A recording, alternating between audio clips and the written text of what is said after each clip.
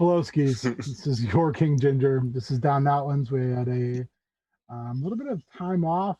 That will happen time to time. I hope those of you who tuned in, watched Star Wars, and enjoyed the insanity, because apparently people liked the first two episodes. My personal feeling is this: I liked episode one, did not like episode two. And episode three, I thought was by far the best thing that we all did together. So I feel like most people felt that way about the prequels. Yeah, maybe. I have my logic, and I'm not going to share it. I was going to say that is a whole can we do not want to get into it today. Yeah, we don't have time for that. Yeah, but I will say this: get the noodles. Anyway, for those that know, we're back. Down Outlands, episode 3.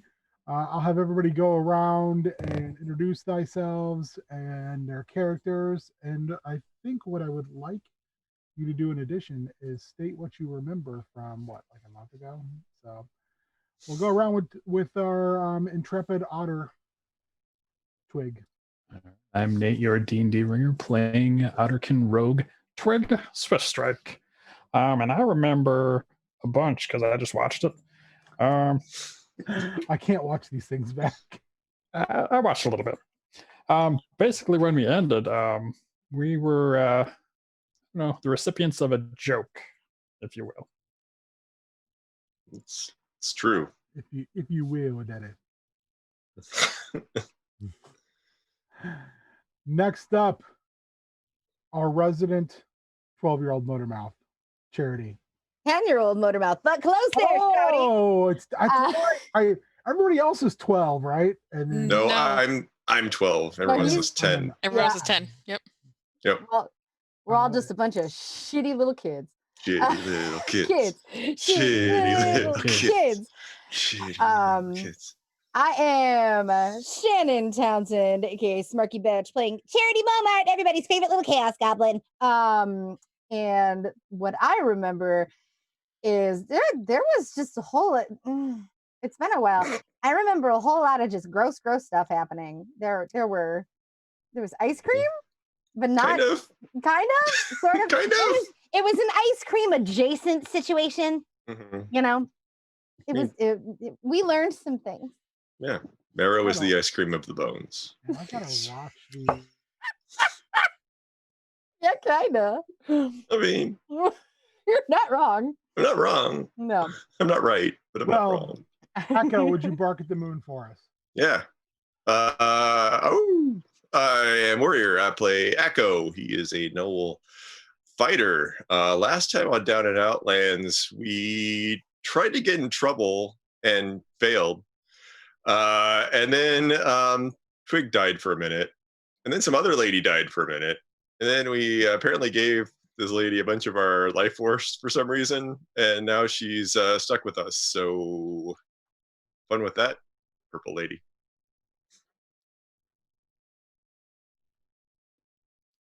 Amulet, stick the landing. I'm Cassandra. I'm playing Amulet Sticky Fingers. She is a Kinder Barbarian. And I mean, other than the ice cream situation, I remember Charity betting the farm and losing the deed. I know what you're talking about. I'm hiding under a table currently because I don't want to talk to people who just walked into the room. I'm innocent. Look, the art of it, misdirection, it's a sharp, man.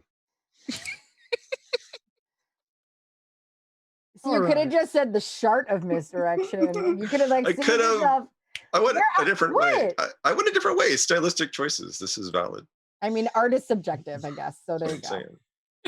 Oh wait, shart is subjective. Wow. This is why we can't have nice things. No, this is why this is going to be a great session. It's going to be awesome. It's great because it was kind of like the first time a critical failure is a critical save, So if I remember correctly, you were in the dining hall area when Miss Broom brought in the tabaxi high recruiter of Moloch, who you sort of fooled with a few episodes ago. Maybe it was an episode ago, by convincing the Deva Bliss to leave Moloch's Heart, which is a recruiting office down the street.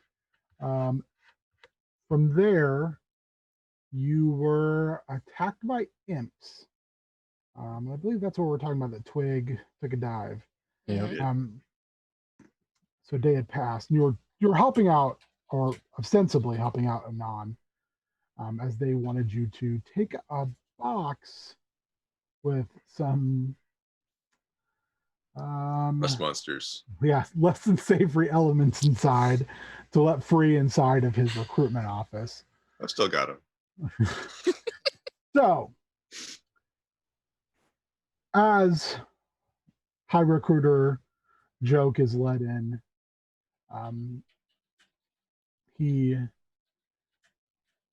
Bliss kind of backs away as she's just kind of looks confused still. He walks around the table behind all of you, like occasionally reaching out and taking a little bit of your food and eating it. I'm still under the table. Yeah. Like as high up into the crevice of the legs as you can get against a table. You hear his voice like, I may not be the most perceptive tabaxi in the multiverse, and that smell, as he points across the room, might be masking most things in this room that I can normally sense with my keen interpretation of the world. I can still see you under that table. So thank you. I don't know what you're talking about. He takes Charity like he leans takes into your it. bowl and he's eating it as he walks around the table. Charity like leans into it and she's like, "Oh my god, a talking table! Who knew?" So Echo, as soon as he sees Joke eating anyone else's food, he finishes his food immediately. Just he's got stuff yeah. just dripping down his yeah. hairy face. So he walks around and he says, "Children, may I call you children? I guess. All right. Kids, meddling kids. Do you like that better? Meddlers.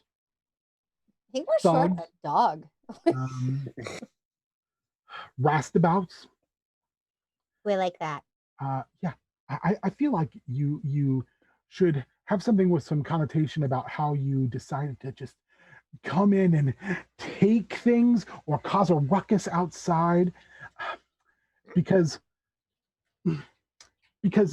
while Barry and Jake aren't here right now, they sent word to me about who you were. From under the table, Amelie goes, "I think we're adventurers." He dips his head down, takes a big spoonful of your bowl, sticks it back in, and he goes, "You're not adventurers. I take my sandwich out and I eat it. Troublemakers. That's what you are." Yeah, well, at least we don't have a stupid You name think like because Larry. adult talking. You think that because you live here, oh, Uncle Tony gonna watch my back. Uncle Tony gonna take care of me. Well, guess what? That's not how the real world works. And while he has a lot of pull, he doesn't have all the pull. You know who's all the pull? Do you? Do you know who else on the pull? Is it you? Rhetorical question. Wrong. Moloch Good. has all the pull. Who's Moloch? Play with me, you smelly little fish dog. Moloch is a prince of hell. And you should put some respect on his name. I mean, if he hires people named Larry and Jake, come on. No. Barry. Wait. You should put respect on Barry's name, since you all harassed his form in this part of the multiverse, and now he had to go back to hell to reconstitute himself. Not cool, little girl. Yeah. Fine, great. Gary sounds real awesome. She just shoves a big roll in her mouth. She is intentionally going to like never call him Barry ever again. Barry and Jake are exceptional employees, and they should not be treated poorly. Ooh, I'm not going to cover up. They're just going to take it down a notch.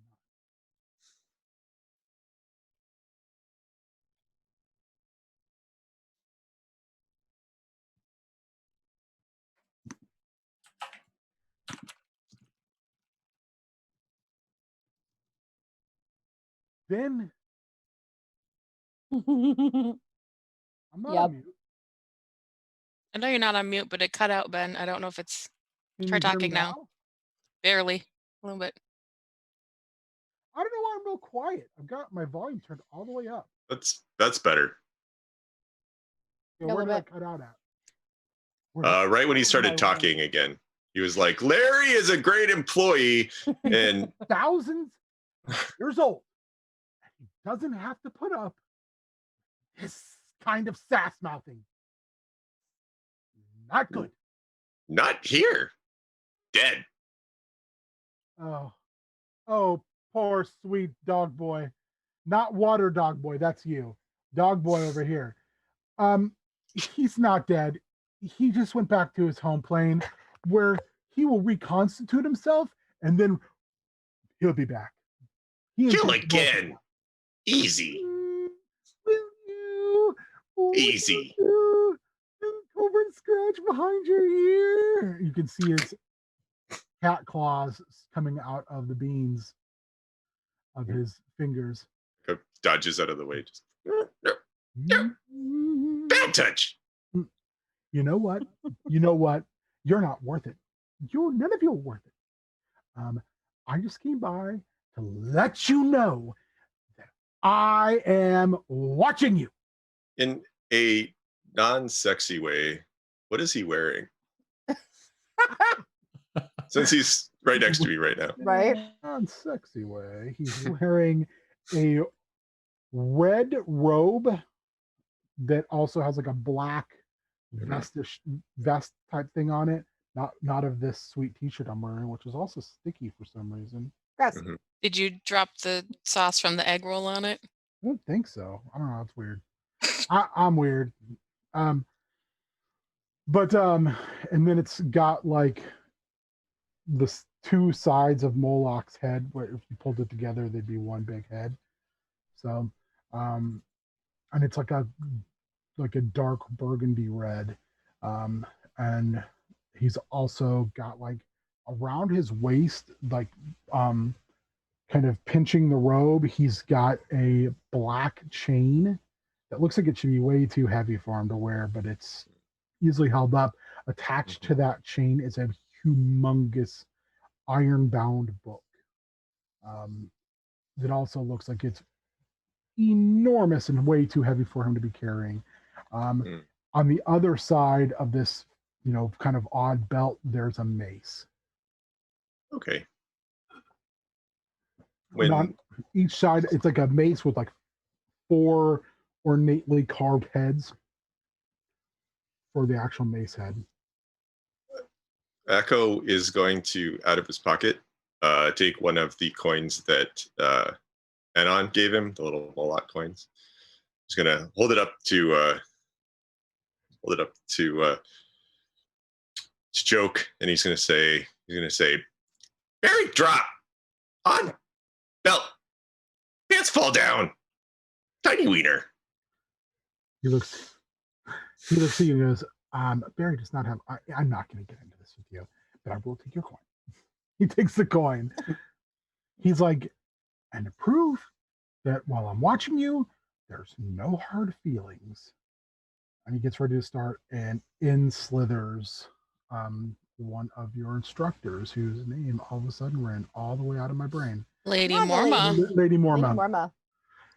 She slithers in all of her resplendence, and she is big enough that she can encircle almost the whole table.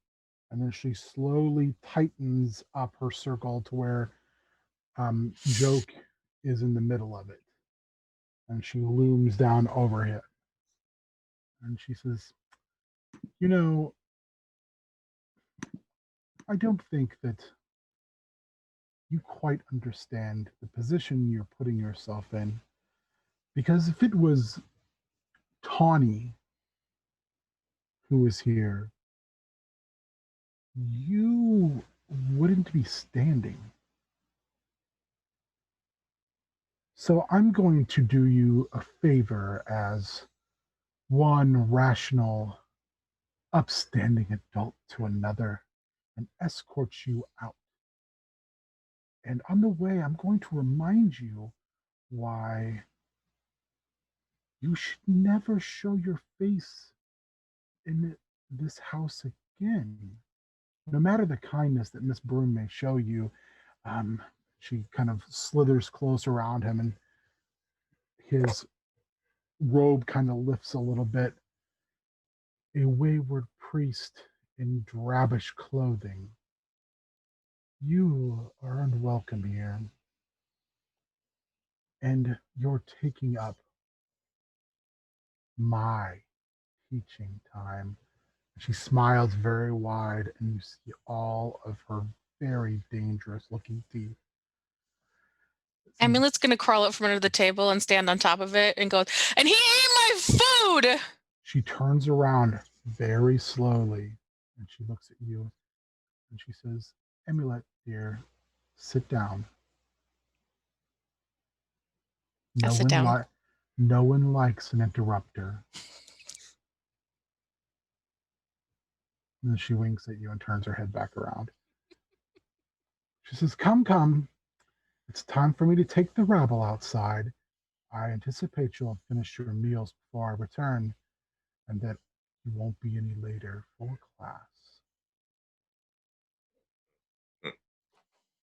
As she wheels around him, she tightens up the bottom of her large Naga form to the point where he is having problems walking. So he's kind of tripping as he's moving, and he's just like looking at her and looking at you, just very indignant but very embarrassed. He actually falls down at one point and he turns around on one knee, and you just see this look of just, if you've ever seen an adult look at children in a way like, if you were mine, you'd be in a hole somewhere. It is pure malice. And he stands up, and she's literally like looming 2 heads taller than him, looking down right at him. And he smiles and he shakes his vestment, shakes his sleeves. Then he walks and he goes, Oh, I'll get the door, I suppose. You can hear him muttering under his breath, a language that you're unfamiliar with. And then the door shuts. Bliss looks a lot around at all of you, and she's like,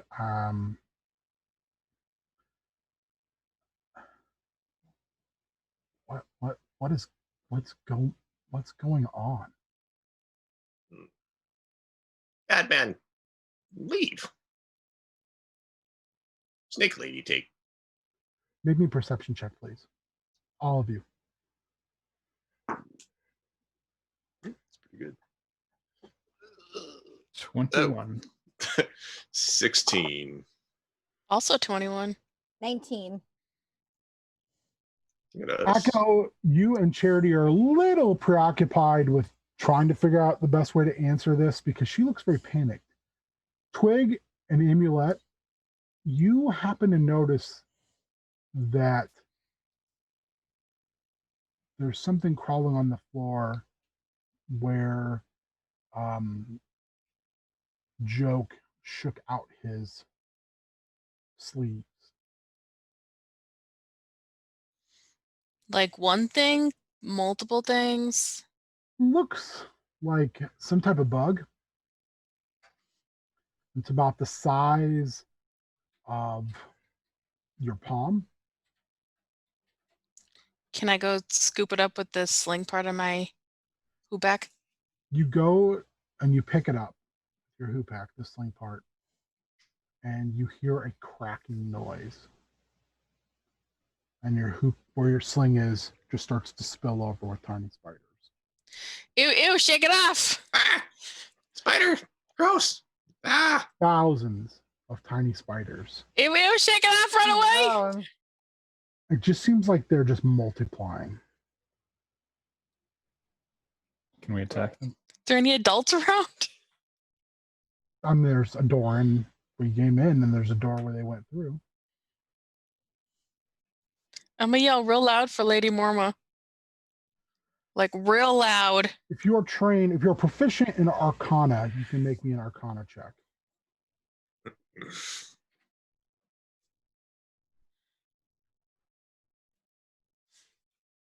Not me. I don't know if Not me. anyone. I mean, that'll be me.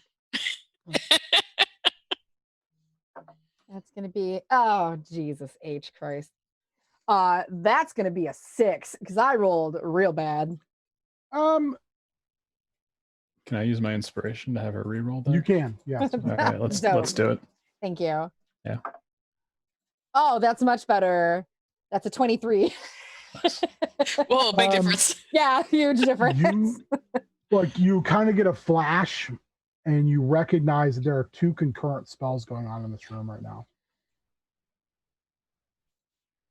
Beyond the fact that these spiders are indeed magical, they have an aura. And Okay. they are spreading. Is the original spider bigger than the other ones? Can I still see like?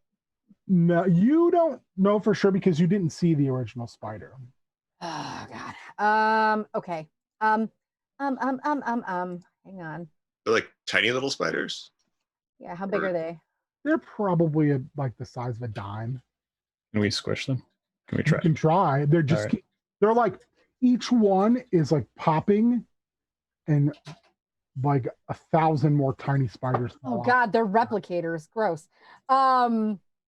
Echo is going to he's going to take the box with the rust monsters in it out of his pocket, and he's going to open it and drop the other coin he has into the box so they don't spill out of the box, and then he's going to collect as many spiders as he can into the box, and then he is going to chase after Joke.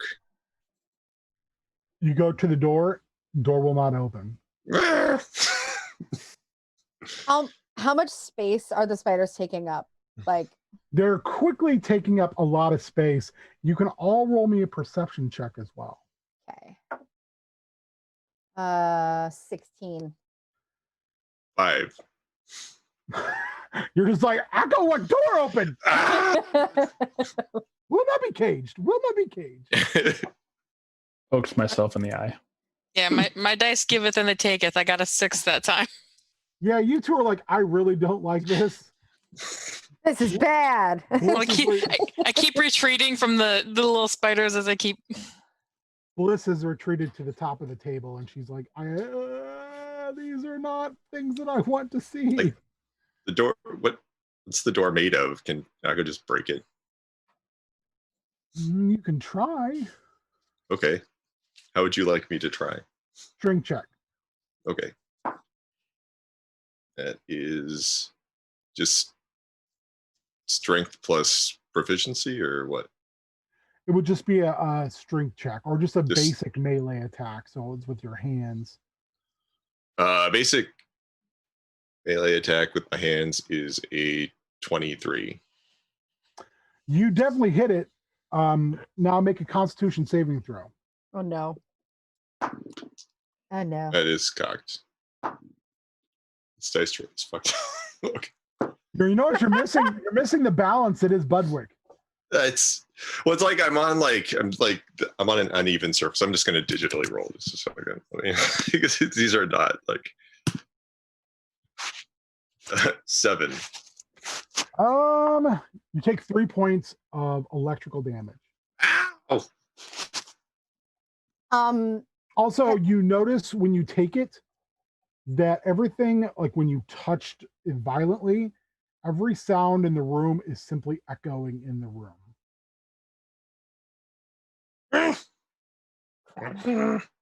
Can I cast grease and try to like slow some of them down? Definitely. All right. Yeah, she's gonna Um, cast grease. Okay. Perception wise, I can't remember who got what after our last roll here. Everything went kind of sideways for a second. I got like a 5. Sorry. So You get a 5. I have no idea what's going on. I'm very absorbed in the door. Twig and Charity got high rolls, right? 16. 16. Not bad. And Twig. No, I rolled a 1 the last time. Oh, that's right. Yes. So it was just Charity. Mm. Charity, you notice that a group of them actually have crawled up and are just so rapidly spinning a massive web.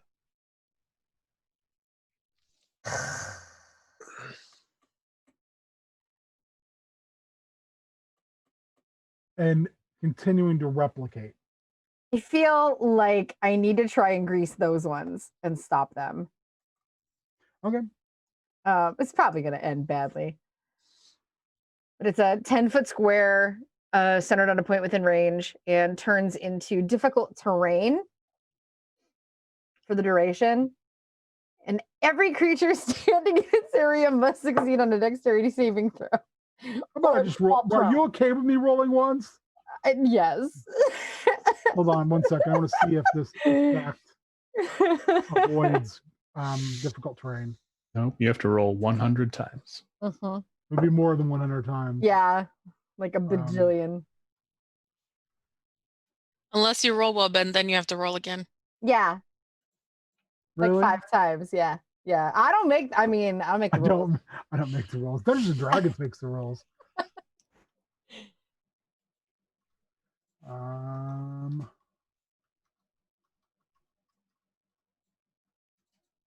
This is an interesting. Please work. Please work.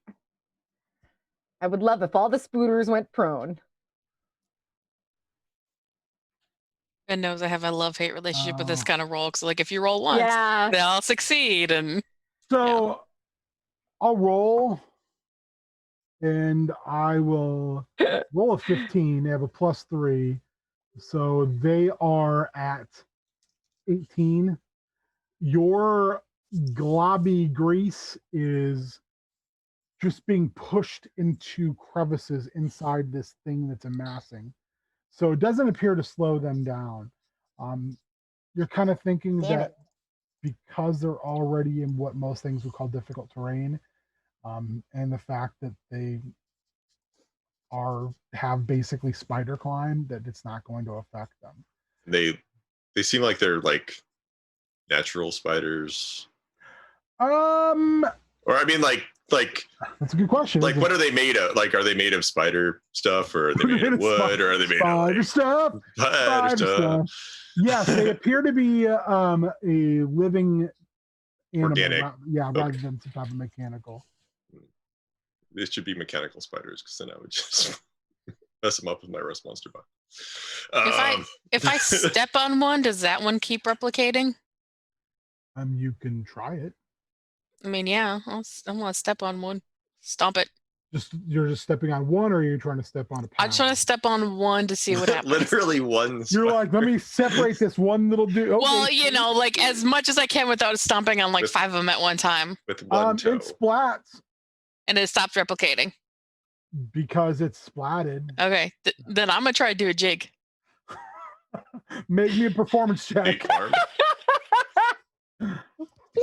I'm gonna let me sing the song of my people. I saw this in one of the towns we went through. There was some dancers, they had some pretty dresses, and they did a lot of hopping.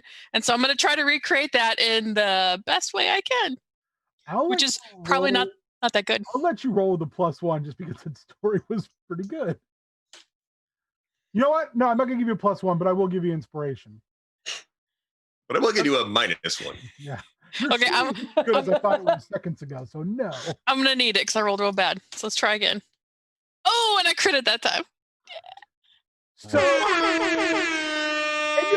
like starts to hum, and she's moving her hoopak around, and it's making this very interesting noise.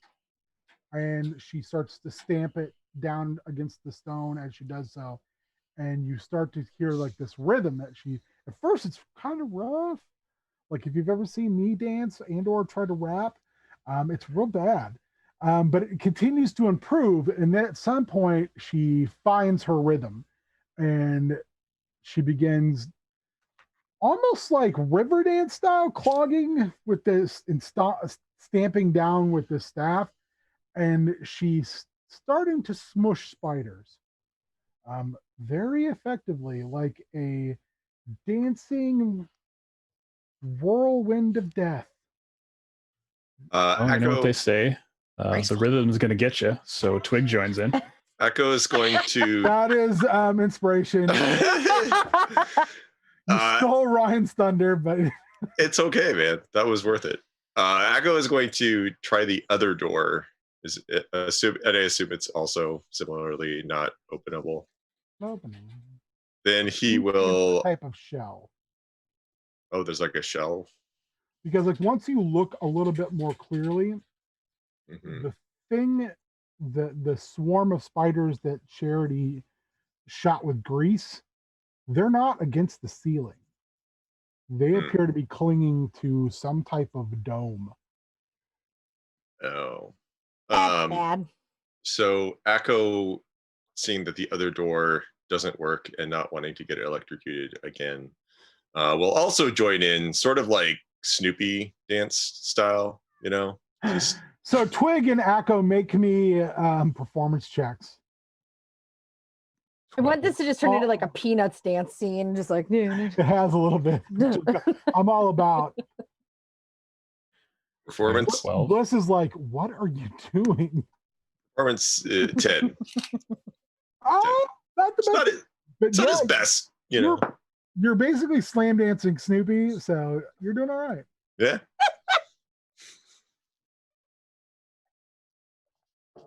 Slam dancing Snoopy was my college nickname, so I'm not surprised by that.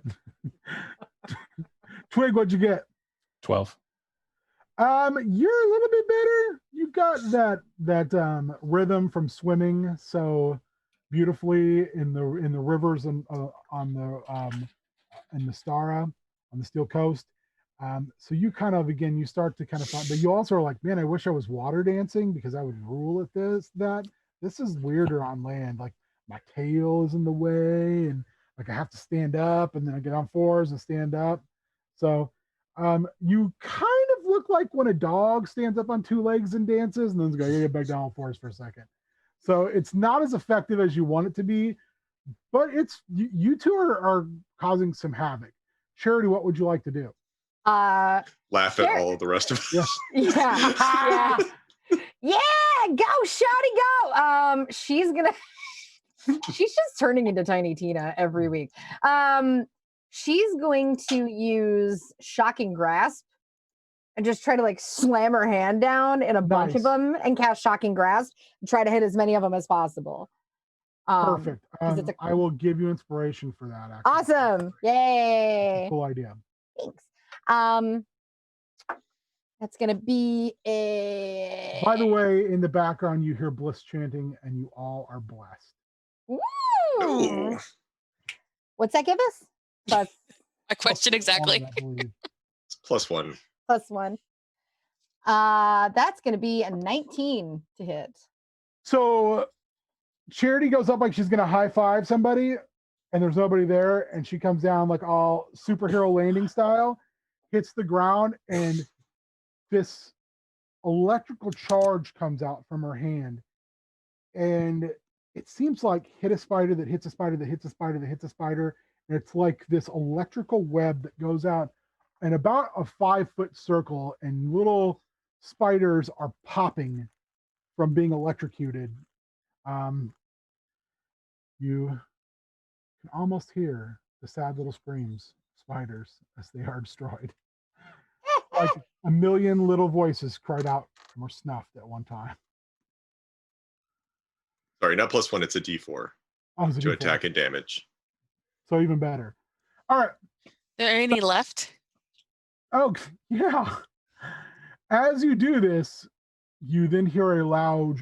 Like a large and Man, loud. It's loud out here tonight. Living loud. I like it to hear it loud right between the eyes. You hear a loud clamor, and you turn around, and you see that the giant piece of webbing has fallen from the ceiling, and it's big now. It's probably in this ballish form, probably a good 7-foot diameter. And you can see spiders just swarming inside of it, and more spiders are now fleeing to it. And that's when it unfurls itself. And it's a fairy who's here to heal us. Hello! Wish. So, it is a massive imp-shaped web golem. Mary got upgrade. No, I thought his name was These- Mary. And we roll Terry. In ish. Oh, that's a good ish. That's not bad. Where was that when I needed to succeed on things? 22 for Echo. That's going to be better than I am. 6. 15. Who's keeping track of initiative tonight? I'll put it in the chat. That's awesome. I appreciate it. So Charity was 6. Mm-hmm. Okay. I got 13. I also got a 13. Which one of you is faster? Probably Twig, right? Yeah, I'm +4. Yeah, +2. Okay. What about the 15. spider ball? Okay. Web golem goes in 15. Web golem. Just call it a troll, man. All right. Just a second. I will have it in. Great. Cool. Perfect.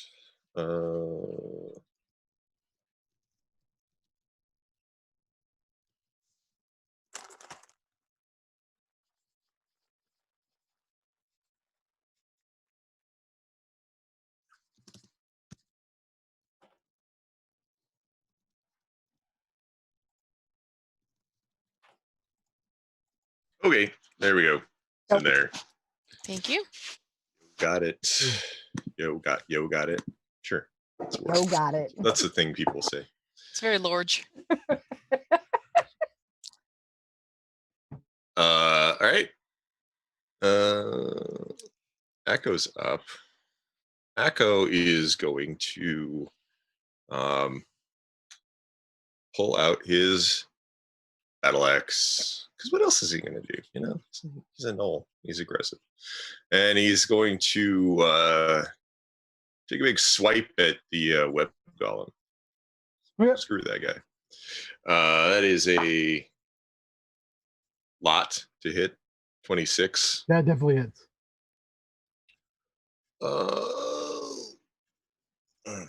Is your weapon bludgeoning, piercing, or slashing? It is slashing. Is it a magical weapon? No. Okay. It is going to be. Nate just gave me a look like, I hate you so much. Why would you give first level characters a magical weapon, Ben? Why It's wouldn't you? that really, isn't that more the question? That is 13 slashing damage for Echo. Echo is then going to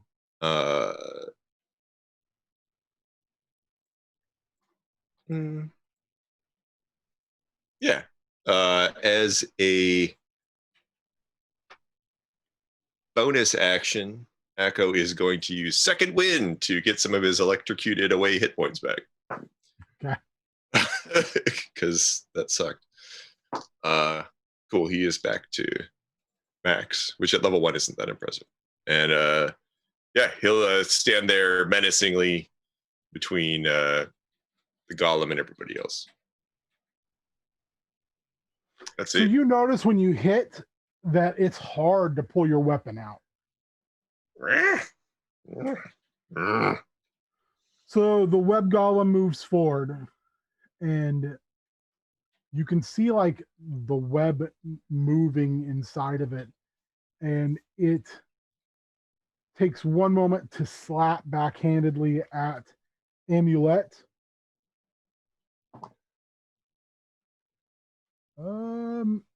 18. Yeah. for 7. It then Oof, boy. Right. Reaction time.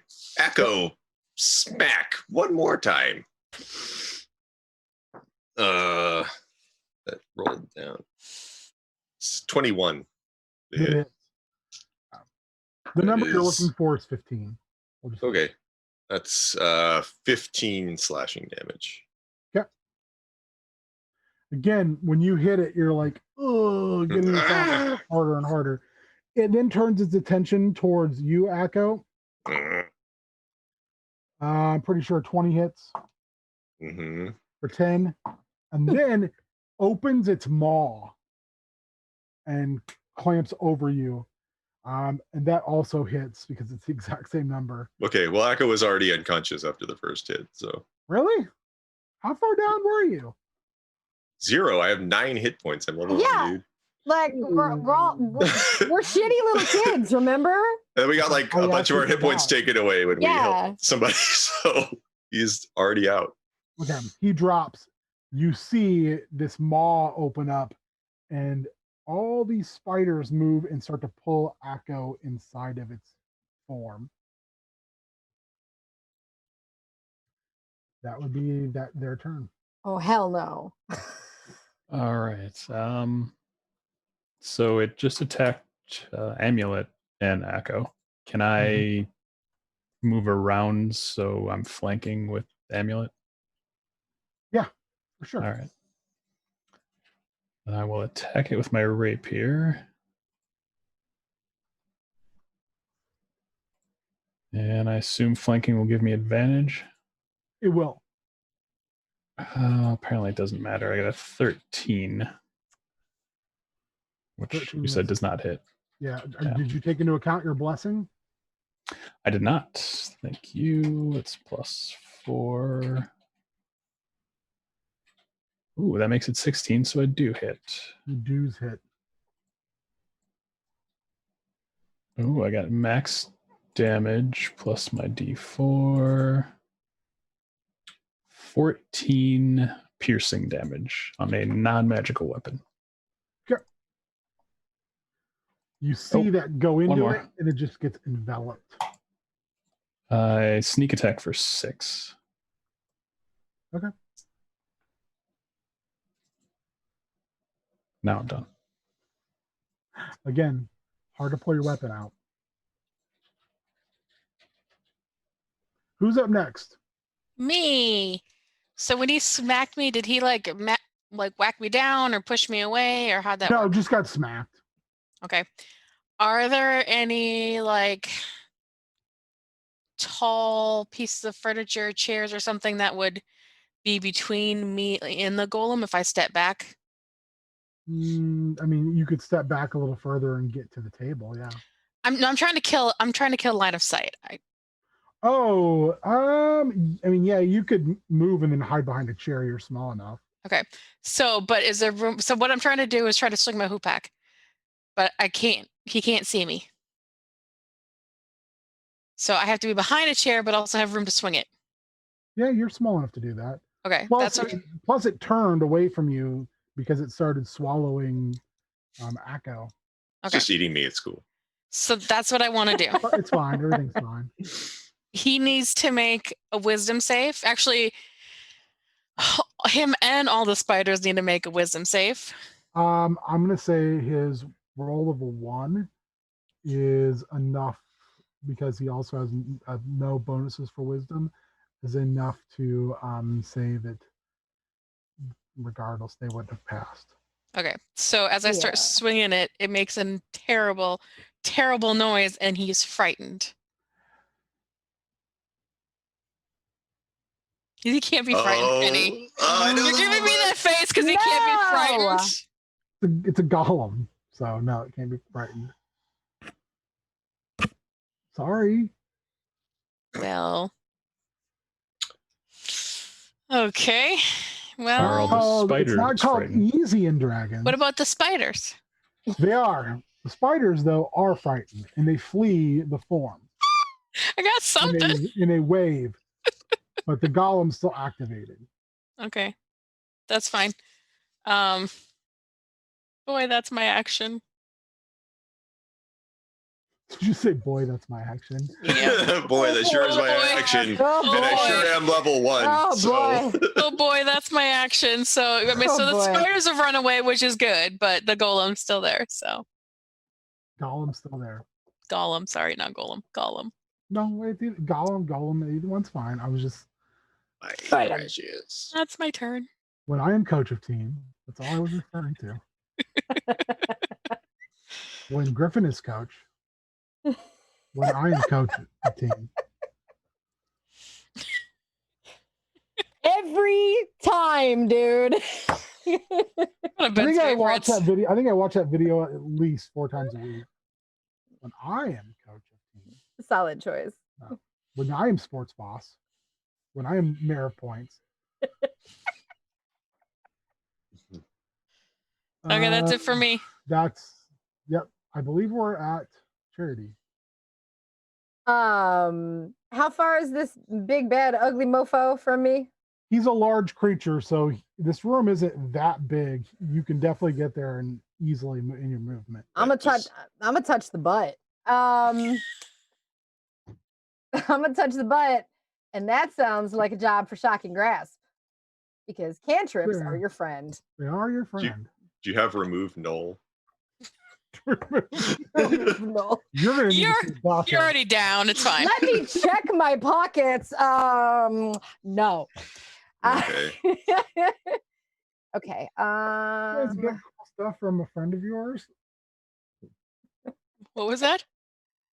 Do you guys all get cool stuff from a friend of yours? The bless. I got a Before coin, You did get a coin. but I'm too Oh. unconscious to use it, and I also Oh, don't crap. know what it does. Crappity crap. What did I get? What did I Did I get? get, did I I? don't remember. Shoot. I forgot. I don't remember these things. I'm just a shitty little kid. Could check my notes. I know. I gotta check mine too. I will check after I do shocking grasp. One of you Yes. definitely has a spider. So It's true. One spider.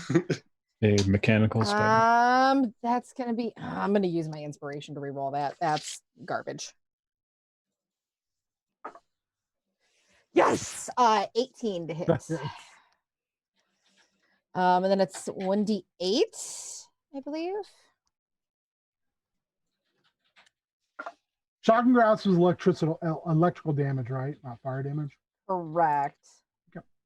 That's for 7 damage. Lightning damage, and it cannot take reactions until the start of its next turn. Okay, perfect. You do that, and your hand goes in and comes out clean. Like there. that felt like unnecessary narration. Come on. Let me play in the space. Yeah, let him play at you. If you're not going to play in the space, let him play at you. So, like, as opposed to the weapons that have penetrated and then Oh, come out I see how you meant. I see how you meant. covered it in just- web, you just go Because she touched the butt, so I was. you touch the butt. It was like and- comes out clean. I was like, Yeah. no, it's fair. get it. And you touch, and where you hit, you actually like cause a hole to be generated due to the electrical damage. Actually in the golem. You also Cool. tension, and it stands back up erect, and Echo is kind of halfway in its mouth, his limp legs just kind of moving from it changing its position, like it's swinging around like a dog swings a chew toy. Still Snoopy dancing a little bit. She before she does anything else, because she's got her crappy little like apron on her with like the pockets, she's gonna like reach all into it and pull out a rolled up newspaper and just kind of like whack it in the knee and be like, drop it, you big idiot, drop it. You can have inspiration for that. Can she also, because like I'm sure she's still got movement, like after that, can she back up so that she's not like right up on this thing? You can use the rest of your movement to get a 5-foot. Fine. Cool. Yeah, she'll do that. Just to like put a little bit of like she'll touch the butt, but she don't want to like stay on the butt. It breaks the rules. You are a child. Mhm. So I was trying to pull up a. Do I need to roll a death save? No, not yet. You will in a second. Okay. Well, Ben looks that up. Shannon, have you watched the new She-Ra? Not yet. I know, blasphemy, right? Well, no, I mean, Ben watched most of it. I constantly picture Charity as, and I can't think of her name. She's like the mechanical one they have. I And she's know got long exactly. pigtails and Yes. she moves them to Entrapta. move. And Trapta. Entrapta. That's what I'm always picturing Charity like looking and acting like. Throw scotch into the wind. I don't care because this thing is real cool. As long as it's like new Entrapta and not like old Entrapta with like the weird leotard and like 80s hair. No, new No. Entrapta. The new she like uses her pigtails to like walk around and they're like more hands for her. And that's tight. I just totally picture that as Charity. Also, her very interesting will they won't they romantic relationship with Hordak. Oh, I heard about that. Yeah, I heard about that. And the fact that she is basically on the autistic spectrum. Oh, love. Because she doesn't like understand anything but the things she's interested in, especially like she's like, yeah, those things could destroy the planet, but look how interesting they are. Especially with their technology. Yeah. Yeah, it's all about technology. And it's about her robots that she makes. It's all about her robots. Oh, I love it. Yeah, she's pretty great. I love it. If someone would like to cast one of these cantrips from Bliss, that would be great. She has access to Sacred Flame, Thaumaturgy, or Light. Or she can cast Cure Wounds on Akko. I will let y'all decide. I feel like she'd cast Cure Wounds. Or she can spend one of her second or third level slots and cast Dispel Magic. Ooh, that might be the way to go. Yeah. I mean, Charity can do Cure Wounds once. Not that anybody knows that, but yeah. Secret. Maybe she would Dispel Magic then. I think so. I like the Dispel Magic idea. yeah, I think that's right. I honestly feel like she'd kind of freak and just do like the biggest thing she could do just because she's like, oh my god. Okay. Consensus then is what is she dispelling magic on? Because there's multiple spells going on in this room right now. I think the golem. I think the big thing. Well, there were, because like even before Charity knew, like before the golem even appeared, there were two spells. There were two spells going. Well, there's more than two spells going. Yeah. But she only knew about currently, two. You can all make me an, except for Akko. Akko, you can make me a death save. Arcana. The rest of you can make me an Arcana check. You have advantage if you're proficient in it. Oh, yeah. 12. Nope, that's totally in line with my character. I got a 5. That's a 22. There's still the two spells that were on earlier. There is two spells on the swarm of spiders that fleed from Amulet. And the golem, of course, has a spell on it. So there are actually 5 spells going on currently. 5 spells. I'm scary to all spiders. 5 spells. I feel like she would do enough, man. I need 5. Yeah, I feel like she would do the big thing that's actually like harming us. Yeah, whatever big spell is, biggest spell, go boom. Everyone agree? Yeah. All right. Remind me how we do Dispel Magic, because I never use a magic user. Dispel Magic is if you cast Dispel Magic at the same level of the spell that you're trying to dispel, it works. Or if it's, if you cast it at 3rd level and it's a 3rd level or lower spell, it just works. Yeah, if it's a higher level spell. Then if it's higher, you have to roll for it, and the DC is like I think it's 10 plus the level. I have to double check the DC. Yeah. I think it's 10 plus the level of the spell. Yep. Yeah. And you get your wisdom bonus, I would assume. Let me check really quick. An ability check using the spell casting ability. Which I would assume it's a wisdom because that's the spellcasting class for priest or spellcasting ability for priest. Yeah. You can make a roll warrior with a +3. And Okay. if you have what are they called? Inspiration, you can also use it on this roll. I don't. It is I don't have inspiration. I rolled a 14. +3? Yeah, I rolled an 11 + 3, so Oh, okay. 14. Does anyone want to use inspiration? Does he get to use the bless on that? Mm-mm. Plus his attack and damage rolls. You can. I'll give my inspiration. Use it. I burned mine on river dancing. Sorry, guys. River dancing. Getting that good Michael Flatley I energy. put my inspiration on river dancing. It felt necessary at the time. It's a 17 now. That's exactly what you needed. Ayo. Red Golem stands up, like I said, with Akko hanging out of its maw, and then it just starts to fall apart.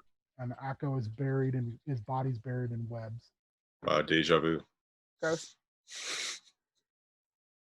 This isn't the first time, nor will it be the last time. Call back to Feels episode like 1. the first time. Feels like the very first time. All right, Looks like a pump. Feels like a sneaker. Akko, did you make a death saving throw? I did. I succeeded on it. Okay, good. Got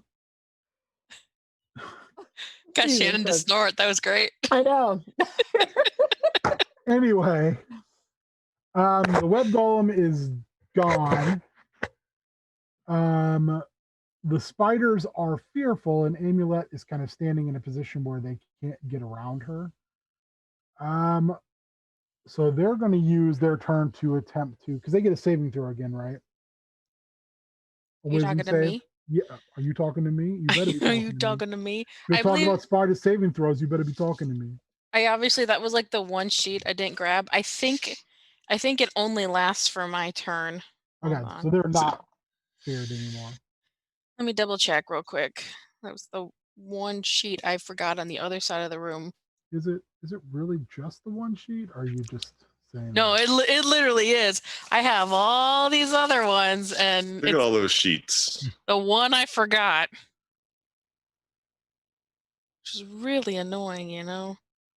I mean, if you're holding up a lot of sheets of paper, then that's how you know it's true. That's Right? what we've learned in Check. 2020, I think. Senator, this is a lot of paper. This is a lot of paper. Look I'm at all this. certainly telling you all the truths. Look at this binder. It's full of paper. Yep. It's full of paper. So looks like one of I our rest my chatters has a redeemed mask up. A what? We have. Oh, like in the Lucha Twitch Mask. chat. I'm not on Twitch, so. It's a Lucha Mask. I don't have a Lucha Mask here. So Otherwise, I would totally mask up. I feel didn't- like- I honestly didn't even know people were watching this. I feel like it's what happens when you air things. People watch them. I'm shocked. I can Does make anyone that have a happen. Lucha Mask? I Yes. don't have a Lucha Mask. 2 minutes. Great. I have them, so we have to put Lucha Masks on. Yeah. Those, if we I can. don't think I haven't. I don't have my Lucha tub out. I don't have any upstairs, unfortunately. I I do could have this. I could dig out a tiny top hat. I mean, it doesn't have to be it's a mask. There it is. Is that a Moloch mask? I don't even know. It's some crazy little devil thing Ben bought a while ago. Nice. Okay, so it imposes the frightened condition until the noise stops or the beginning of my next turn, whichever comes first. So then they couldn't make a save here. They're just basically can't do it. So they can't do anything until my turn. You're gonna have to probably point your mic down, Ben. It muffles you Better? a little bit. What if I talk loud? A little A bit. loud Yeah, talk. talk loud. Talk loud and proud. And large. Large. Talk large.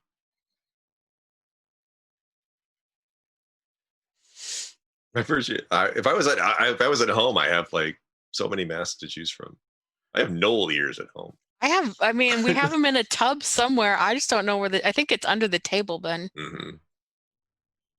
Well, it's hard because it's ready like, do you next go time. for the formal or the informal? No, I think it's You know. like over by the refrigerator. And, I'm pretty sure it's under the table. I don't think I moved the tub out of the room. I think I did. Mm. This guy. Oh, I got a pink I'm the butterfly only one person who put somewhere. a mask on? I don't have We're one. doing it. You Doing all it. do not have inspiration now. I didn't Oh. anyway. Oh, So. Shannon saves you. Nice. Look at that. We're just How does talking it about work? how all of them are can't downstairs wait. in a tub you can't find, Ben. So how am I supposed to wear one? Well, I can go Ugh. get the tub and I can throw you a mask. I have to be. Uh, Broke yet? I would thank have to be you. able to still wear my glasses. Yeah, that's Thank you gonna be that's. Yeah, that's the problem. Oh yeah, that Perfect. sounds That's great. the look. There you go. That's the That look. is the Tiger Mask variant, Tiger Mask 3.5 plus glasses. All right. I like it. Glasses. Well, thanks for redeeming. That's sweet.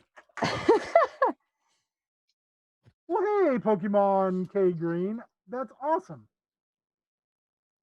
Yeah, I thanks for watching. don't even know where the thing Go came on. from for the mask. I didn't know. Yeah, we had to do that. But We it's do. super We have cool. things. I That's like dope. the- Mhm. Now that I know the rules, I'm going to dig out the tub. Doug, did you put your Lucha mask on? Doug's wearing a lucha mask. Trust us.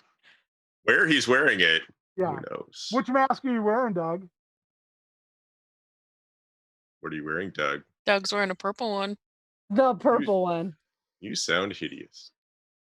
Well, if he He's a guy, so if he put on Thunderfrog, he'd have to stop if Randy's home. So I He's mean, not. He's not. oh, okay. So then he could wear Thunderfrog. That's her favorite. That mask is just for special times. All right. Anyway, man, we got real sidetracked there, which was awesome. Yeah. All right. So there's like a pile of spiders. And I'm under a bunch of webs. And I'm out. And We're doing with your turn. They're frightened, so they're trying to. They The get no little. turn. Yeah, they get no turn right now. I thought, aren't they supposed to be trying to run away? They're in a room that has no exits. Yeah, they I don't can't get- leave. They could run to the furthest corner though from That's me. what they're doing. It's a den. Okay, I just wanted to someone make needs sure. to like punch an exit into a wall. Right? Well, I'm gonna squish some of those Akko tried spiders. that. It didn't work out. Are you gonna attack the swarm of spiders, Twig? Yeah, I am. I'm definitely I'm gonna. gonna cannonball into those spiders. What would you like me to roll for my spider squishing? Well, tell me what you're doing to squish those spiders. How many are there? Let's start with that. Dude, for real. There's exactly 600. So the many.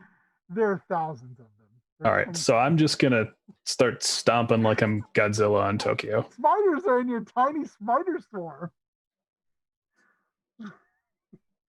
Really, Nate? Really, this is what we're gonna do in our lives? Okay, go ahead. Yep. So I'm Godzilla squishing Tokyo with all the spiders. Am I rolling D20, adding hopefully not strength? You're gonna have to justify not using strength. Well, because I'm very dexterous and moving quickly. That's not justification. All right, sure. All right, so it's -1. I'm real good at this.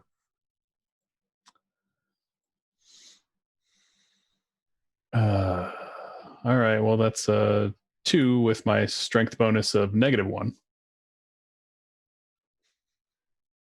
You got it. Yeah.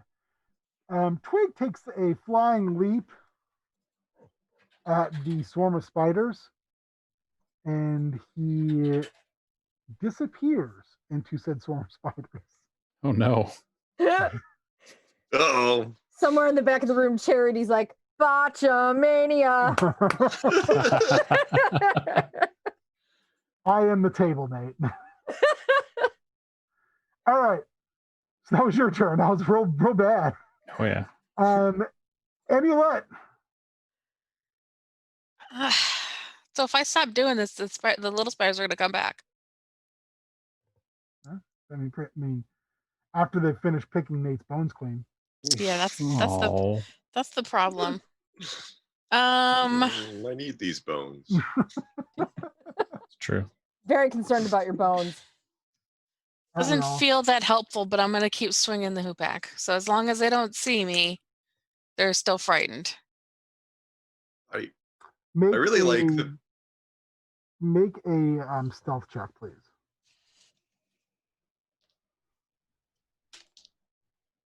Oh, that's not bad. That's not bad. That's okay. It's okay. It's Everything's good. okay. It's okay. It's okay. It's okay. It's okay. It's a 19. Yeah, they are too. They're too afraid and too busy with the fact that a small otter person launched themselves into a pile. Tried to mosh pit a pile of spiders. And I didn't even accidentally kill some of them. I like might the have mental accidentally killed some. There's so many of them. I like the mental picture of the scene right now where it's like Echo's unconscious under a bunch of spider webs. Twig just disappeared into a big pile of spiders. And Amulet is like behind a chair like,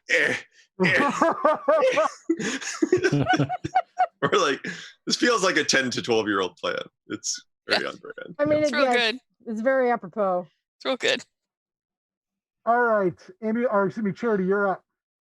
Charity's gonna cast Cure Wounds on Echo. Perfect.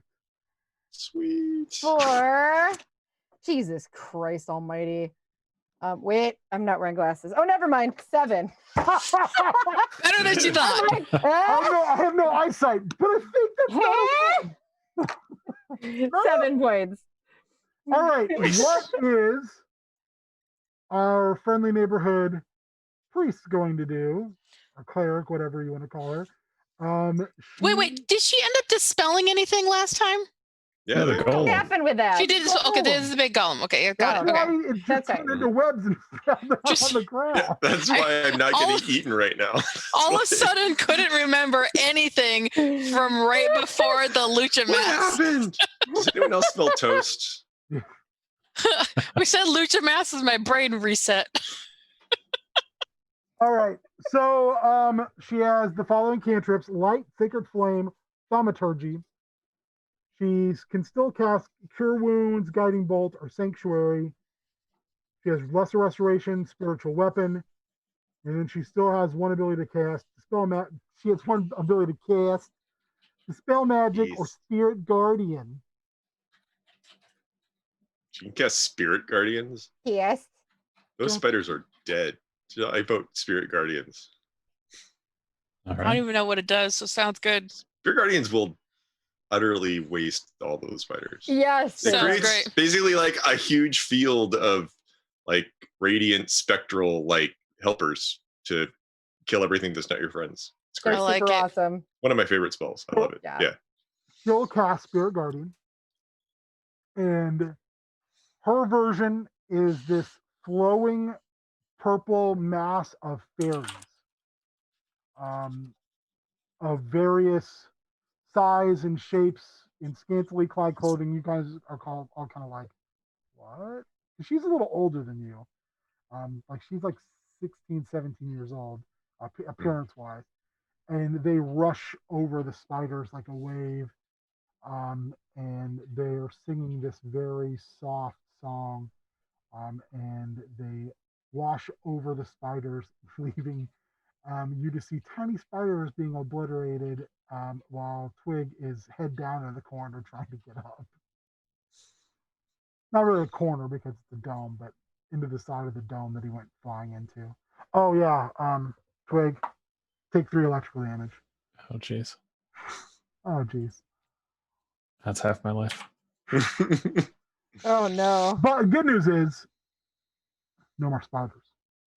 Yay. Yay. So I can stop swinging. I mean, if you want to. Well, don't yeah. have If they're gone, I'd like to be helpful. So you do that. The room grows quiet. You look over after the spirit guardians finish their dark task and they dissipate. And you see Bliss kind of crumple down a somewhat of a cross-legged form onto the table, looking just completely exhausted, sweating. Which you also notice against her purple hued skin, her sweat is actually pink. as are her tears, and she's breathing very, very hard. But you're in this room, and you realize that there's nothing left to fight.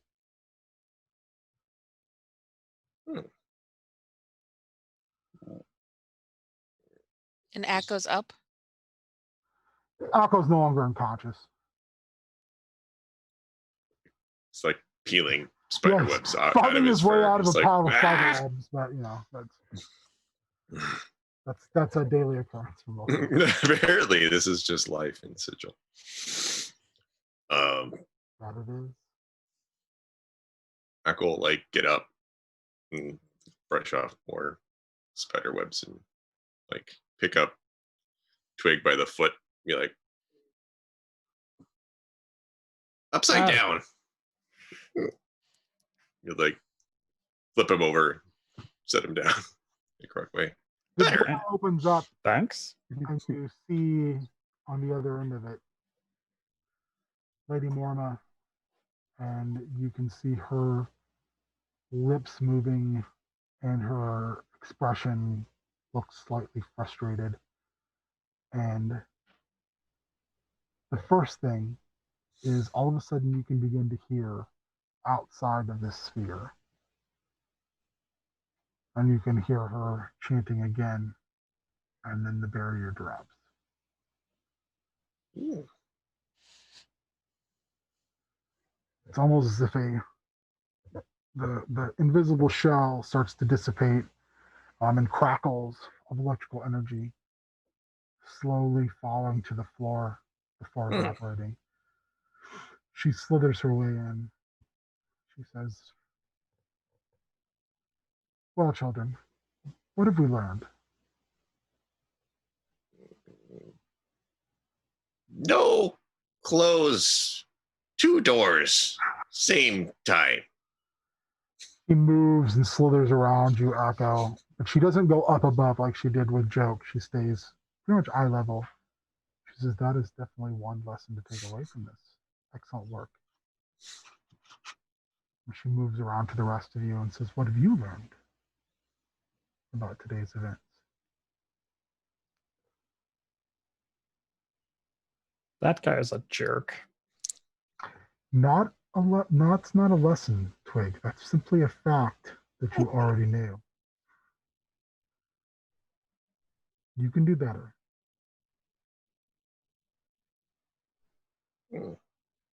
Spiders can be frightened. Yeah, I learned that for sure. That's new. Charity, Amulet, use Wait, I that was like- first.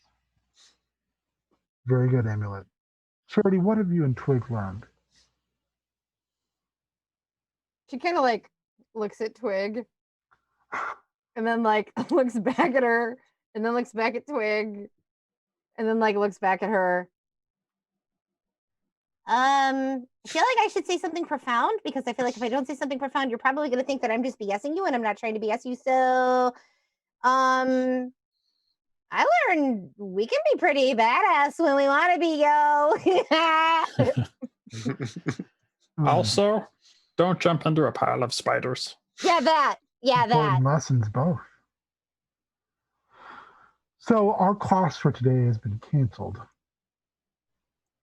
Unfortunately, you learned but fortunately, you learned a different lesson in a different classroom today, and I'm okay with that. Plus, as I let, and again, I use that word let. I want you to let that sink in. I let him leave. Your uncle has returned, and he's very excited to take you somewhere. So, make sure you're dressed, you're cleaned up, and down in the front parlor entryway in the next 20 minutes.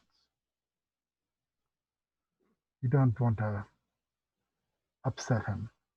And she turns and looks at Bliss, who's still kind of like, just looks exhausted. He's already going to be disappointed enough.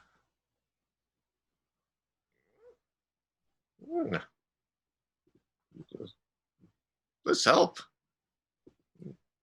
Good. You feel a ghostly hand, almost like petting your head, Echo. And she says, and I'll make sure that he knows that. Now run along. You don't have much time. When she says dress, does she mean the uniform? You're Have we not gotten sure. that? You have got uniforms. Okay.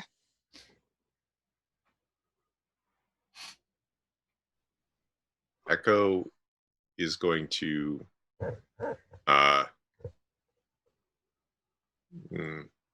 help Bliss upstairs to their room. Lady Morma is between you, and she says, this is not a trip for her. This is a trip for the four of you. Why? She comes to full height. Now she is looking down at you.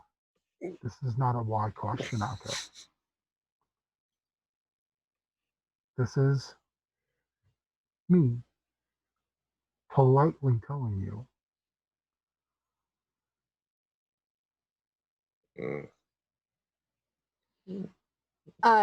Charity's gonna like reach into her little thing and like walk over to Bliss, her pocket, and just kind of pull out a bath bomb and like hand it over, and she'll lean in and be like, yo girl, you gotta try the baths, I'm just saying. And then she'll beeline to like go get cleaned up.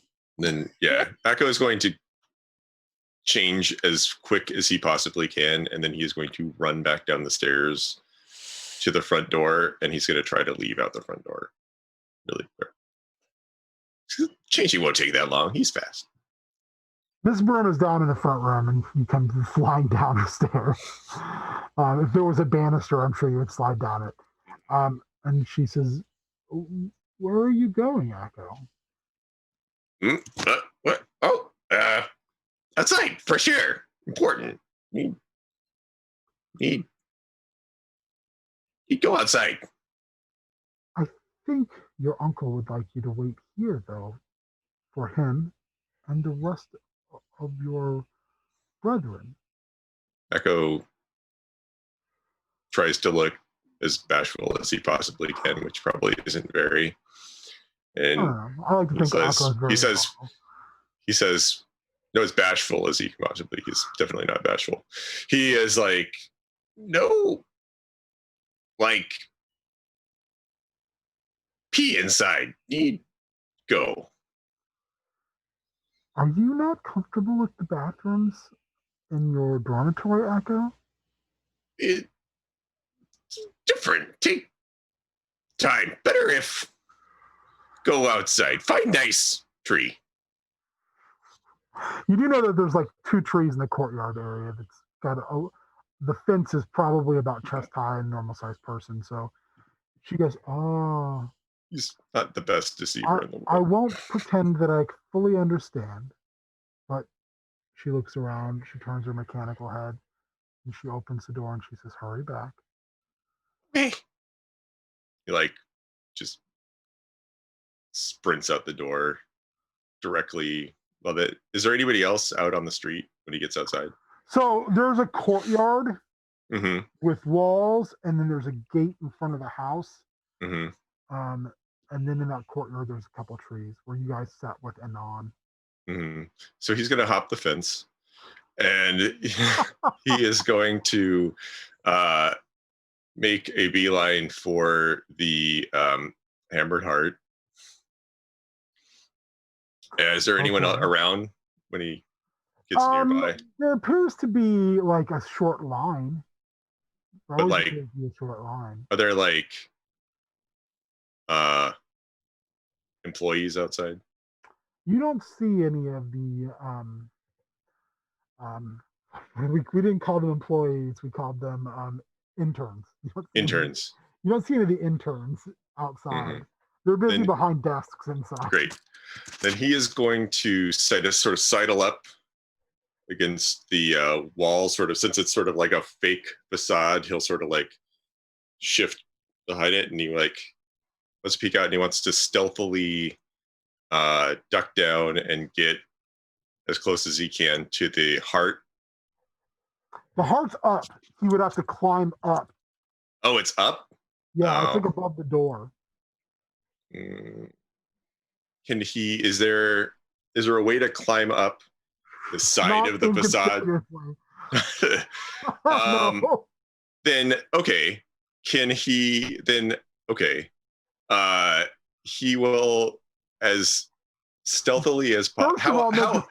First of all, make a stealth check. Okay, I'll make a stealth like check. A 7-foot tall dog, man. Look, man. In a school uniform. Look, this.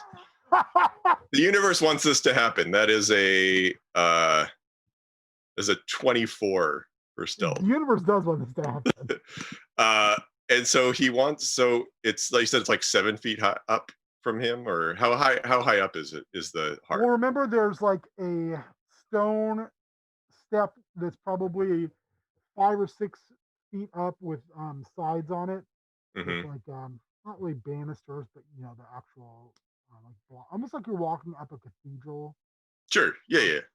And then you have 2 large oval double doors. Mm-hmm. And then probably another couple feet up from there is the heart.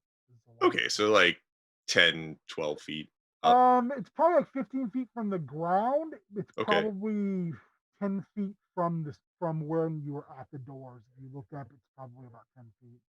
That seems doable. Echo is going to take the box of rust monsters out of his pocket, and he is going to throw it at the heart. Is he going to open it at all? He's just going to throw a box at it. I mean, what's the box made of? It's not like a crazy strong box, right? It's a wooden box. Oh no, he's just going to let the box like bust on the heart. He's strong. Jesus. Make me a. All right, make me a stealth. No, we'll do that afterwards. Okay. Make me a basic ranged weapon attack. 23.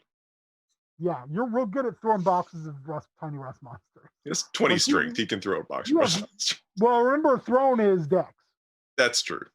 It's still a 7 or a 23. Right. Sorry. Yeah. I think you said it was just a flat 7. I was like, that's not. No, it's not. Okay, it's a 7. Sorry, no, sorry, it's not. It's a 21. So still excellent. Now make me a stealth check. 19. You just fade into the non-existent shadows. It's just like as he slinks away, there's just the like ghostly sound of like Muttley from Wacky Racers, like. You look over your shoulder and you see this swarm. It hits, and the box breaks and scatters. And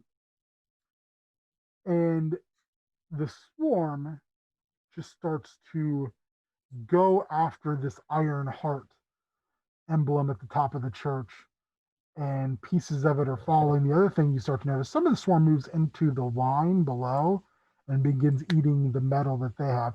So it's like if you were wearing a outfit made of meat and were attacked by a swarm of gnats. It's real bad.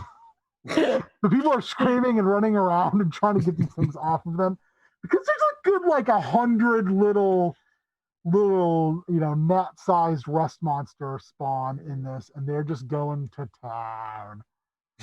So as you're walking, I go sprints back. He's like kind of on all fours, like running back really fast.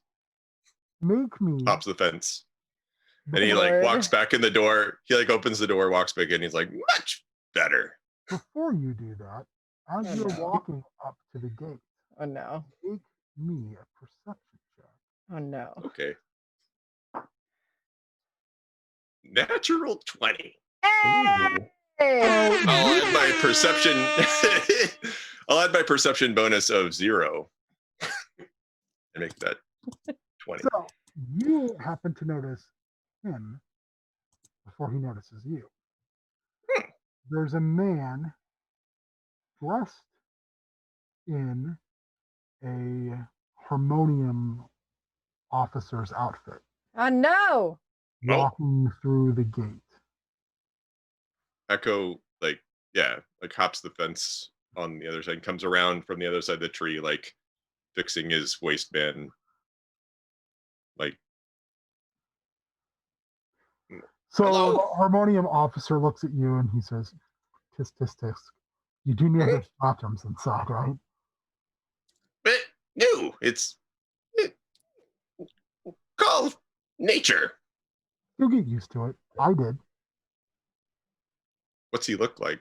Or is he in like all armor and you can't tell? No, he's not. He has no. His helm is like strapped to his waist. He's got kind of what looks like a very light metal armor on. You're figuring it's probably magical. Mm-hmm. He's carrying a roll, like a bandolier of scrolls across his chest, and he's got a small, like throwing hammer, and he's got a what looks to be some type of sword on his belt as well. And then he's got a bunch of like edicts of office that are unknown to you, but they look like medals type of thing, like on his breastplate. Um, he walks over to where you are and he pats the bench and he sits down. Go also pats the bench and then says, "Go get teacher."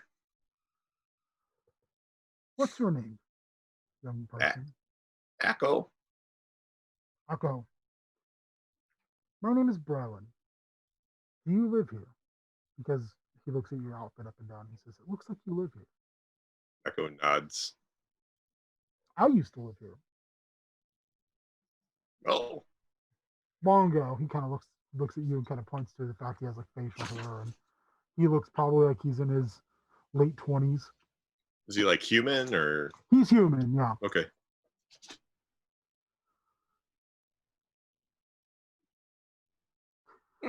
So I'm here to talk to your uncle. Oh, okay. But before I do, No. I thought it'd be good for me, since I heard new people moved into the open house. No one's lived there for a while with Tawny. Is everything all right? Are you and your new siblings okay? I know it can be a hard adjustment. Fine. Nice house. Miss family, but the bathroom, nice. but the bathroom does not work. Is that weird? Is that why we're outside? Work just new. No. Okay. Miss your family. Tree taste of home. And he kind of sits and looks back and strokes his beard. And he looks at you and says, "It took me a long time to stop missing my family. And it took me a lot longer to stop missing this family." And he points at the house. "Akko, may I give you a piece of advice?" Okay. "Don't lose sight of who you were before you arrived here." Do you understand what I mean when I say that? Echo nods. This place it can change people, sometimes for the better, can show them the best of who they could be, but sometimes it doesn't do that. Sometimes it shows people the worst of who they can be. You have to make a decision on who you want to be. Don't let other people make that decision for you. Echo I know it's thinks a for a lot. second and says, "Echo, no. Everyone, Echo, can be. Is much, but We'll find. It's a lot. And you're young. He kind of looks like he's trying to figure out the right word for it. Echo holds up not enough paws and is like, this many. Not enough beans. He kind of looks at you for a second, and he's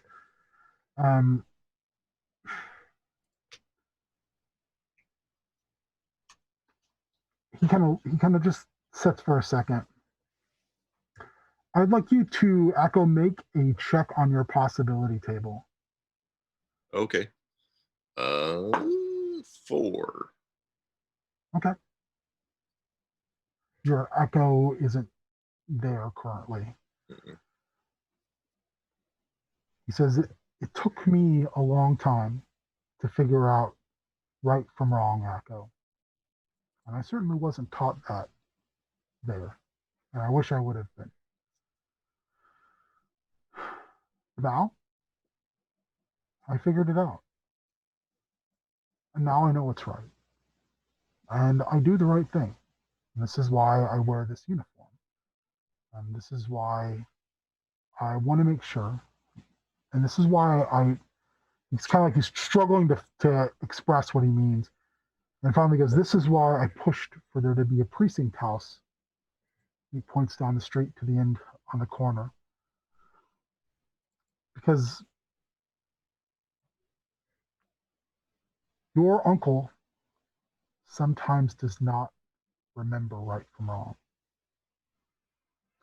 He starts to try to talk like he's going to say more, and no words come out. Like his lips are moving, but no words. And then he stops for a second, clenches his fist tight, says, I can't express that to you, but you're going to have to find that out on your own and make your own decisions. I just want you and your siblings to know that while I don't call him family any longer, that all of us who lived here or live here now, we are family, whether we want to be or not. So I'm here if you need to talk. Is good. Meet new brother. It is. He kind of looks like kind of very touched by that when you say that. He goes, it is. It is good to meet you, brother. And he puts his hand out. Echo, like when he talks, it looks like, it's hard to tell because he doesn't really have like irises the same way that people do, but it always looks like he's sort of distracted when he talks. But he says, you find good in law. Law not only kind good. We find own way. I found purpose, and I found redemption. And I have found that if I believe in good, and I try to do good for the sake of good, that good will return not just to me, but to everyone. It's a spiritual calling, for lack of a better term. But I can't give you a road to walk upon, Echo. I can simply tell you that you at some point will have to make those decisions for yourself. Echo. And you'll have to live with those decisions. And he kind of smiles wistfully. Like, even decisions that you do for the best reasons have consequence. Echo nods, says, found stray. Kind of looks at you confused by that term, but he doesn't understand what you mean. Echo doesn't look like he understands what he means. Echo says, sometimes you'll have to explain that to me. He says, nice meet you. Glad brother find path.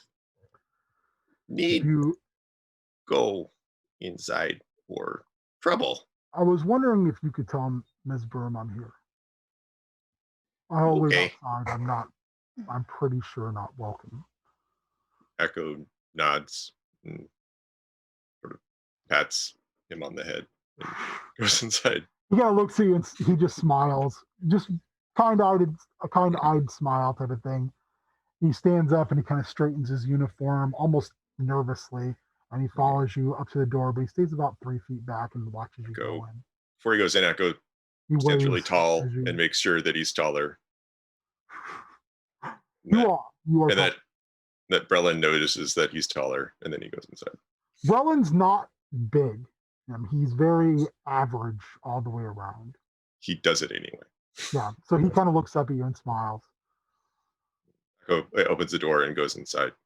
Okay, Miss Byrne is there, and she's kind of looks at you and says, by the way, the whole time you're having this moment with Brelin, there's just chaos down the street at the temple. And he just seems to not give a shit about it. Like he glances once and kind of chuckles and then just turns back to talking to you. It's fine.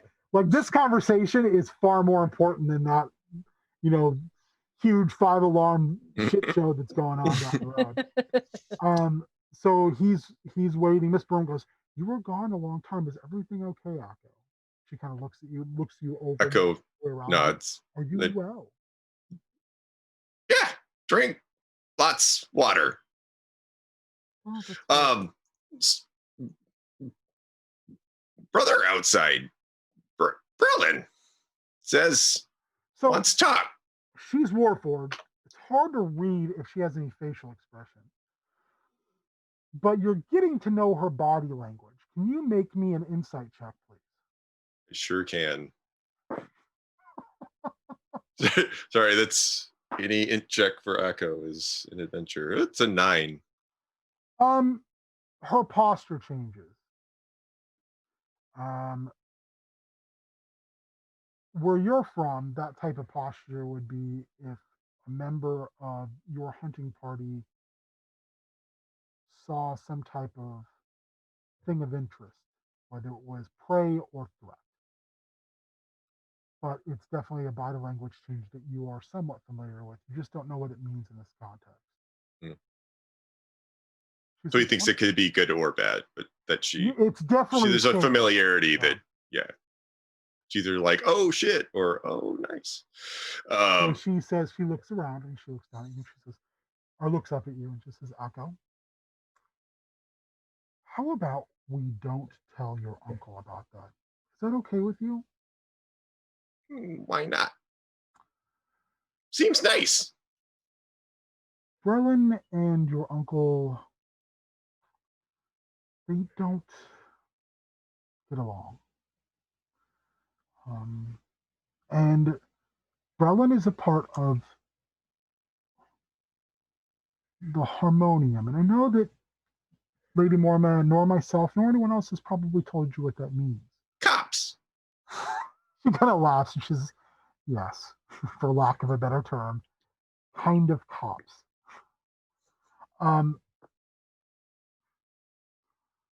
Brelin's philosophy and the Harmonium's philosophy does not intersect well with your uncle. They believe in absolutism. Your uncle operates completely in areas of gray. Does that make sense to you, Echo? Echo nods and says, "He sad. Family no talk." Well, I think your uncle is also very sad, but I don't think he would ever admit that. Maybe talk make better. Maybe, but I don't think now is probably the best time for that. Becoming. Tensions have been very high since Brelin moved a precinct down the street. There has been a lot of tension. Maybe good have friend inside. Strategic. The Harmonium does not operate that way. If Brelin was to take your uncle's small legal indiscretions and the like and ignore them, and that was found out by his fellow Harmonian, he would suffer great consequence. Oh. Oh. This is a lot, Echo, for you to hear about, and it's not to be hidden. She puts her hand on your shoulder. It's just something to be talked about at a different time. And I'm sorry that it was sprung on you that way. It's not fair. No, sorry. Rather nice. Me brother. No. Ellen is nice, and I'm happy that you feel that way. Perhaps we can talk further about this another time. Is that okay, Echo? No nods. Now, if you would be so kind to wait over there for your uncle and your siblings, I will go outside and speak to Brelin. Echo starts to walk over and then pauses, and he turns around and he says, "You write down. Echo early. Everyone late." She actually gets out a pad and she smiles. Well, as much as a Warforged can smile, she gives you a very approving grin and she writes it down. Echo sits down on the bench or whatever. Or she lets you walk away. She scratches you like underneath the chin. Echo likes that. Make me a perception roll at disadvantage. Are you all coming downstairs now, by the way? Yeah. Yeah. You see the front door shut, and you see Echo kind of like listening. So I rolled a 13 at disadvantage. As soon as you hear your siblings just stomping down the stairs, as kids do, you can't hear anything. The door shuts. Slowpokes.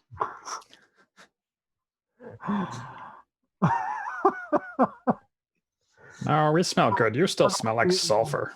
Warrior, take an inspiration, please. Twig's like, I smell like sulfur and spider bites. Echo, get job done. What job? Job. Job. You know, job. You'll find out. Job.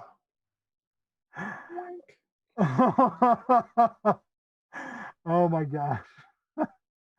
Well done. All right. So after about 10 minutes of trying to express the job without talking about the job, Uncle Tawny storms into the room. Very excited. He says, "Oh, good to see you today, children. You all look magnificent. Uniforms, they fit okay?" Little tug. Pull on the tie. Yeah. We'll It's a tell, little. we'll tell Miss Brooke. Yeah, it is cool. Little bit of movement here and there. I'm not a seamstress. I couldn't tell you here nor there about how needles and threads work, but she does, and she's more than happy to make sure you feel very, very good about the way you look and the way you feel within this uniform.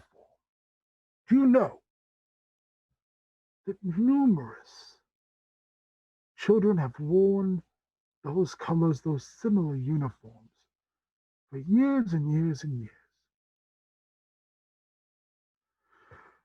But it's been, almost 15 years since anyone has worn that. I'm very happy that you do me the honor of wearing that, and that you would be a part of this family. It means a great deal to me. Today, it's not about that. Today is about a big surprise. Ah, Amulet, thank you for holding up your hand. I'm a little disappointed that this uniform only has like 4 pockets. Can I put more pockets in it? Is that okay? Well, I anticipated this. When he reaches into his large robes and he pulls out a jacket for you that looks very similar to your old jacket, and it's full of pockets. Yes. I Better. thought that might be something that you would need. Thank you. And I've thought long and hard about this. We are going to go visit a friend. And I need you to wear these when we get there. And he pulls out 4 lengths of cloth. This friend is someone we cannot look upon, for it would have disastrous effects. But she is a great weaver of the mysteries of the multiverse, able to see not just what is happening now and not what has happened in the past, but what may happen in the future. She's very excited to meet you. Once she confirms that, well, you are who I've waited for, he moves his hands across the ends of his sleeves, pulls out a box, flips it open, and there are 4 rings inside of it. These would be for you, 1 for each of you. And then, well, I'll let Clocks and Vit give you the other gift. Are you ready, children, to take a slow walk down Lonely Street? Sure. Sure. Is there any reason why we shouldn't? You all look a little nervous. Big commotion outside for some reason. Well, on Lonely Street, if there's not a commotion, then why be? Isn't that why the Harmonium put an office at the end of the street to deal with all the... I don't know. Riffraff. Put Trouble. office. Excellent word, Charity. Made office because Miss Family. He kind of looks at you and he walks forward. And he's big. He's about the same height as you are, Akko. But he's a lot broader. Big fluffy boy. And he walks Definitely up on his tippy toes. and he walks up and puts a hand on your shoulder. You notice he also very gently puts you back on the flats of your paws. And he looks at you and says, I'm not sure what you're referring to.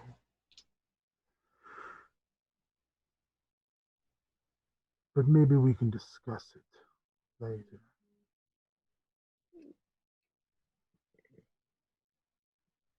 Just sort of nods.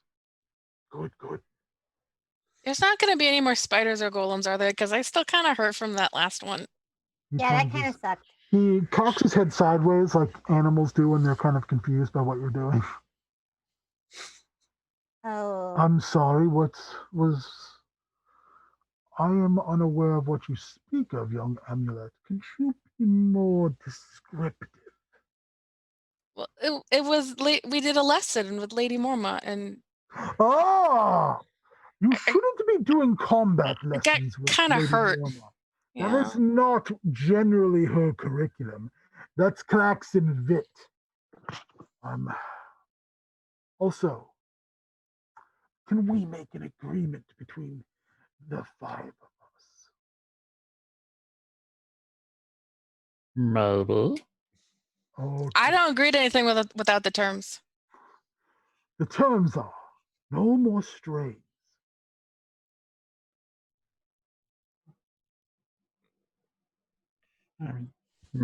It's possible, but she needed our help. I don't think we planned to bring her home. Ah, This might sound no plan is insensitive. still a plan. Yes, Charlie. This might sound insensitive, but I've really always wanted a kitty cat. What if I find a kitty cat? Does that count? We'll have that discussion later. Yes, doubt that wasn't a no. Let's go. I do have plans. Every child should have a pet. I firmly believe that. It's a good day. This is a good day. Let's go meet this mystery lady. He gets like on one knee and he kind of looks at all of you and he says, if I had my way, my druthers, I would take all waywards and give them opportunity and purpose, even if it's not my purpose. But I don't. Anon told me that you are bonded with this person. I have children, believe it or not. I have people who would do me harm. Not just sully my good name, but would physically harm me if they were able. I just am leery of bringing someone in that I or people closest to me, Miss Broom, Clax, and Vit, Anon, have not, well, checked into. This was not your fault, nor was it that young lady's fault. In fact, I admire very much what you did for her, and I'm proud of you. But can we agree not to do that again? Unless we really have to. He smiles a massive grin. He says, close enough for now. Close enough for now. I'll try my best. That's all I can ever ask, young Amulet. So, as he starts to head towards the door, Ms. Broom comes in and quickly shuts the door behind her. And she stops in front of him. She's like, boys, see, you're all dressed and ready to go. And he kind of looks at her, kind of looks around for a second. Says, yes, yes. Says she looks at him and she says, we should probably speak at a later time. But would you like me to accompany you? He says, no, I don't think that will be necessary, Miss Broom. I heard that there's possibly a mess in the breakfast hall due to some lesson Lady Morma was teaching the children, something about spiders. Interesting, I'm sure. But I trust that that will be cleaned up before our return. She nods slowly and kind of stands in front of him for a little while longer, and he just kind of looks around and goes, moves forward, like looks back at you, and then moves forward and goes, you can move now. And she says, oh, yeah, yeah. And she kind of turns and she fiddles with the door for about a minute. He's like, I can open the door myself. She's like, oh, yeah, yeah, yeah. So he finally opens the door, and there's still some chaos in front of the recruitment office, but it's died down. There's a few harmonium officers over there. And make me a perception check, please, Akko. I imagine he's very proud looking. 14. You do see Braylon, and he kind of looks and nods very, very imperceptibly, and then goes back to kind of directing traffic. So 2 buildings down from the open house, there is a small marble room, or like frontage with like 2 columns. There is no door. There is merely like this very, very soft curtain.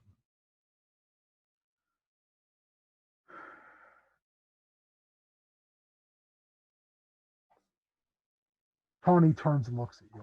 He reaches inside of his sleeve and he pulls out 4 rocks. Make me a perception check, please, all of you, for your individual rocks. Jeez. 7. 17. 16.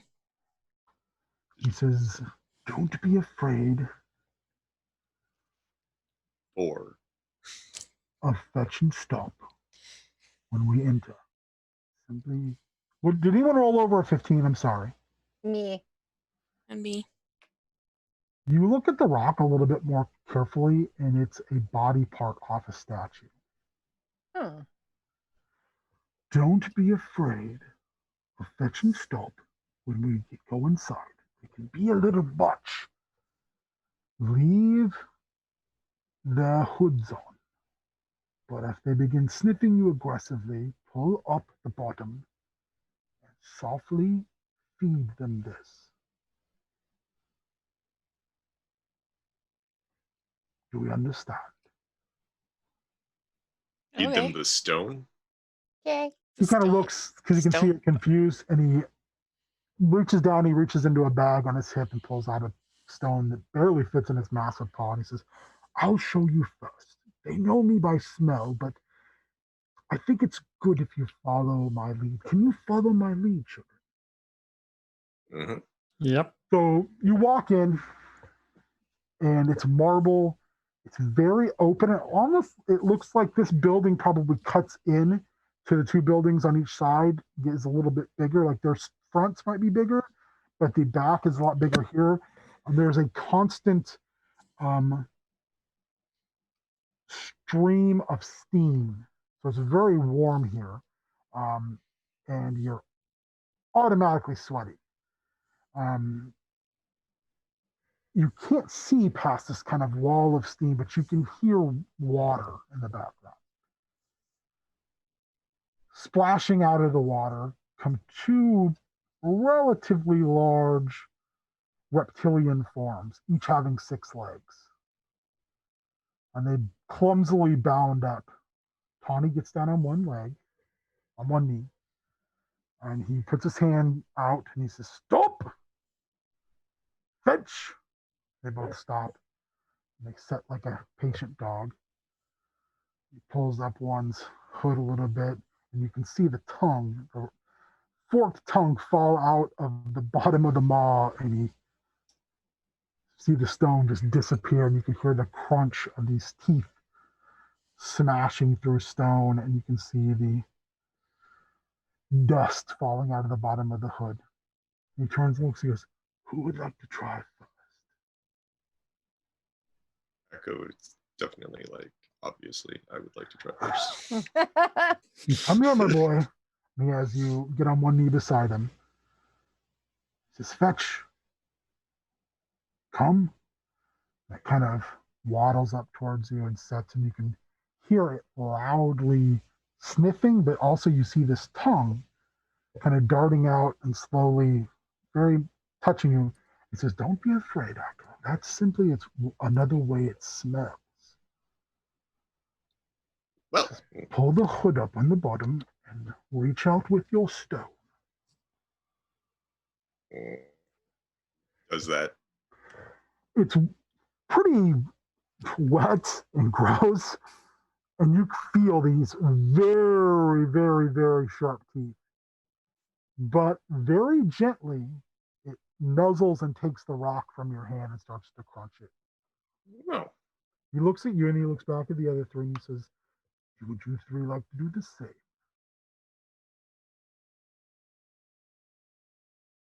Okay.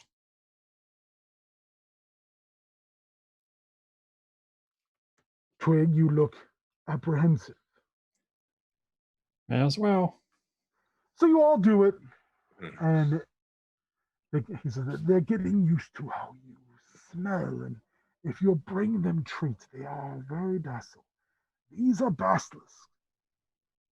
Trained as they are, they're still dangerous. Were they missing their hoods, or if they bite you, either way, there's the potential for you to be petrified and turned to stone. We must treat her pets very, very kindly, but also very carefully. You hear a very soft voice, almost husky sounding, from behind the kind of wall of fog. Of mist, or not mist, I mean, be fire, it would be steam. Sorry, couldn't think for a second. And it says, you should always treat everything with an amount of respect, regardless of who it belongs to or what it can do to you. I would think by now, Tawny, you would have learned that lesson. It appears you have brought me 4 young people. He says, yes, children, this is Pythia. Pythia is an oracle of no small regard, known here and far for her ability to see, as I said earlier, the present, the past, and then the future. I have asked for her to, well, how do I put this delicately? You 4 all have birthmarks, do you not? Yep. Yeah. Especially, at least I surmise they are special. Pythia has agreed to look at them, but we must respect Pythia's privacy because she wishes us to, and because to otherwise would be very, very dangerous. So he pulls out the 4 blindfolds. Please put these on and do not cheat. No matter how much you wish to look upon her radiance, that would be a costly mistake. Do you understand? Yep. Yep. Are you all okay with Pythia seeing you? Sure. Mm-hmm. Excellent. Like puts the blindfold on. Yeah. Really? Yeah. He Sure, reach, sure. the last thing you see is you see Tawny reach into his sleeve and he puts on these. They look like glasses except for they're just black. And you can hear soft feet on marble walk out. And you hear in the background, make me a perception check, please. 3. Ugh. 6. Dirty Five. 20. Blindfolded, man. You 3 are like, what is going on? I'm so excited. This is I'm weird. just very nervous and very much like, I fed an alligator a rock. so you hear the soft hissing of snakes.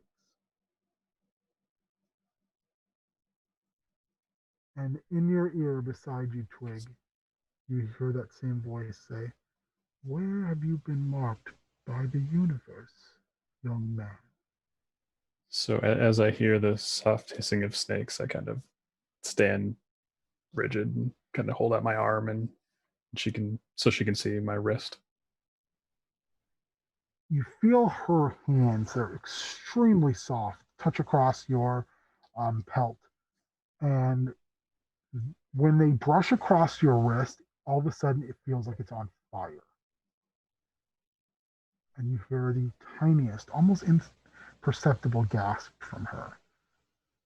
And she leans again, and you can actually feel some type of coiled serpent touch your hair around your ear. And she says, thank you.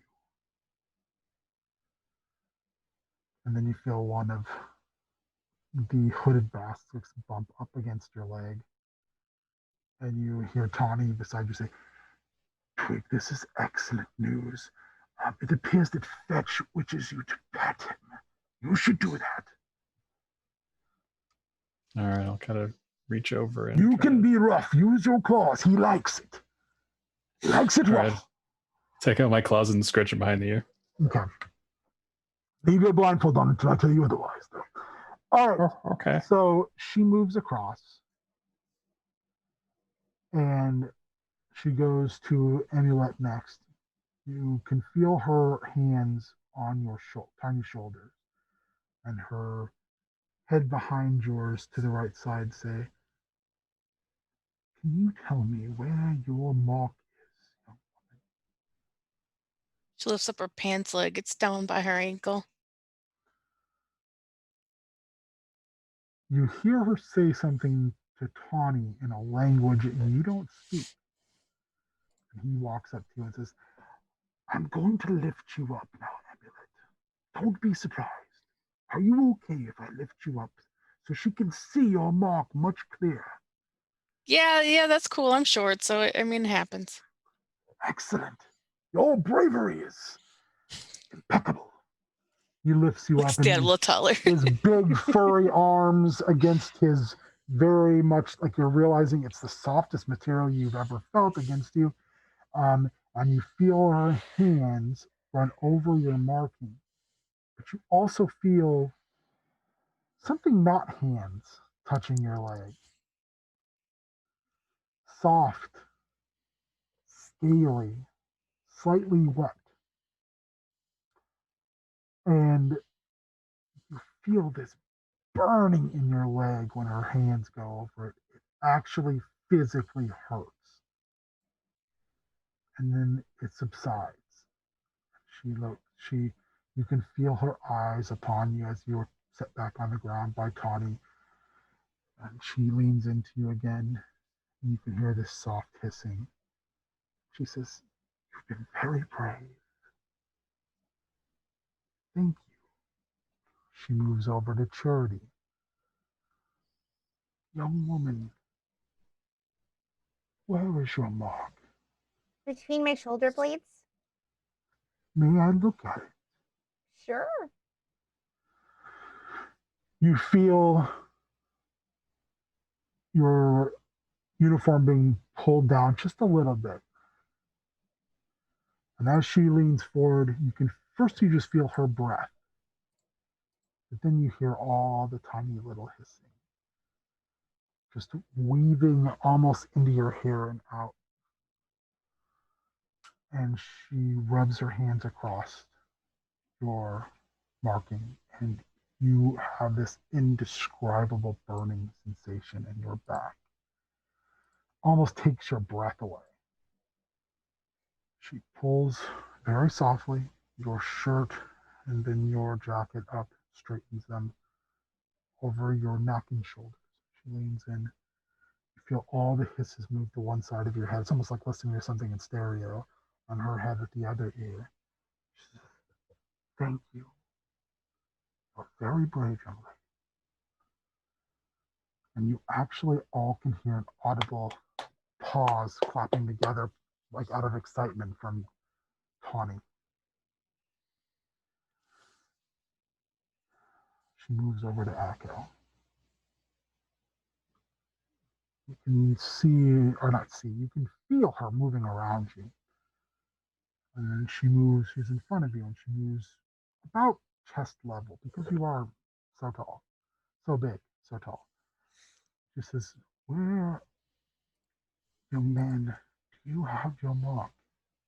Echo, like, before he even came over, was like, he like unbuttoned his jacket, is unbuttoning his shirt, and he kind of pulls it open, like Superman style.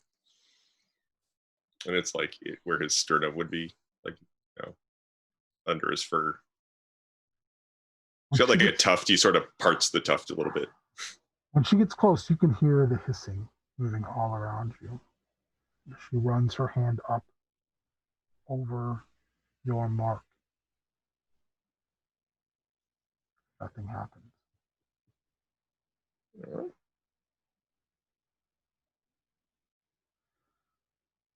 She does it again. Nothing happens.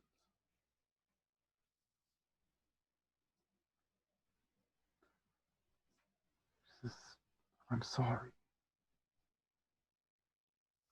You may button up your shirt now. And the clapping, Tawny ceases, just drastically stops.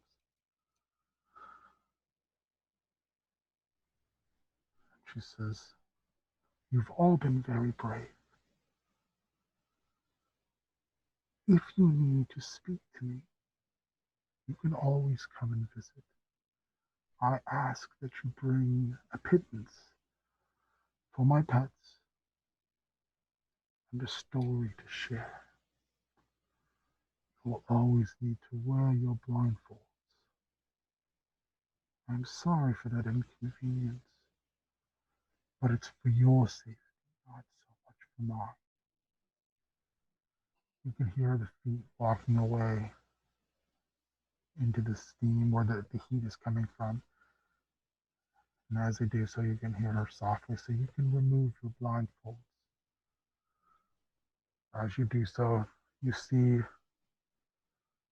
a female humanoid form fading into the steam. And Tawny's standing there, kind of looking blankly on the tile. He just says, you've all done excellent. Just superb work.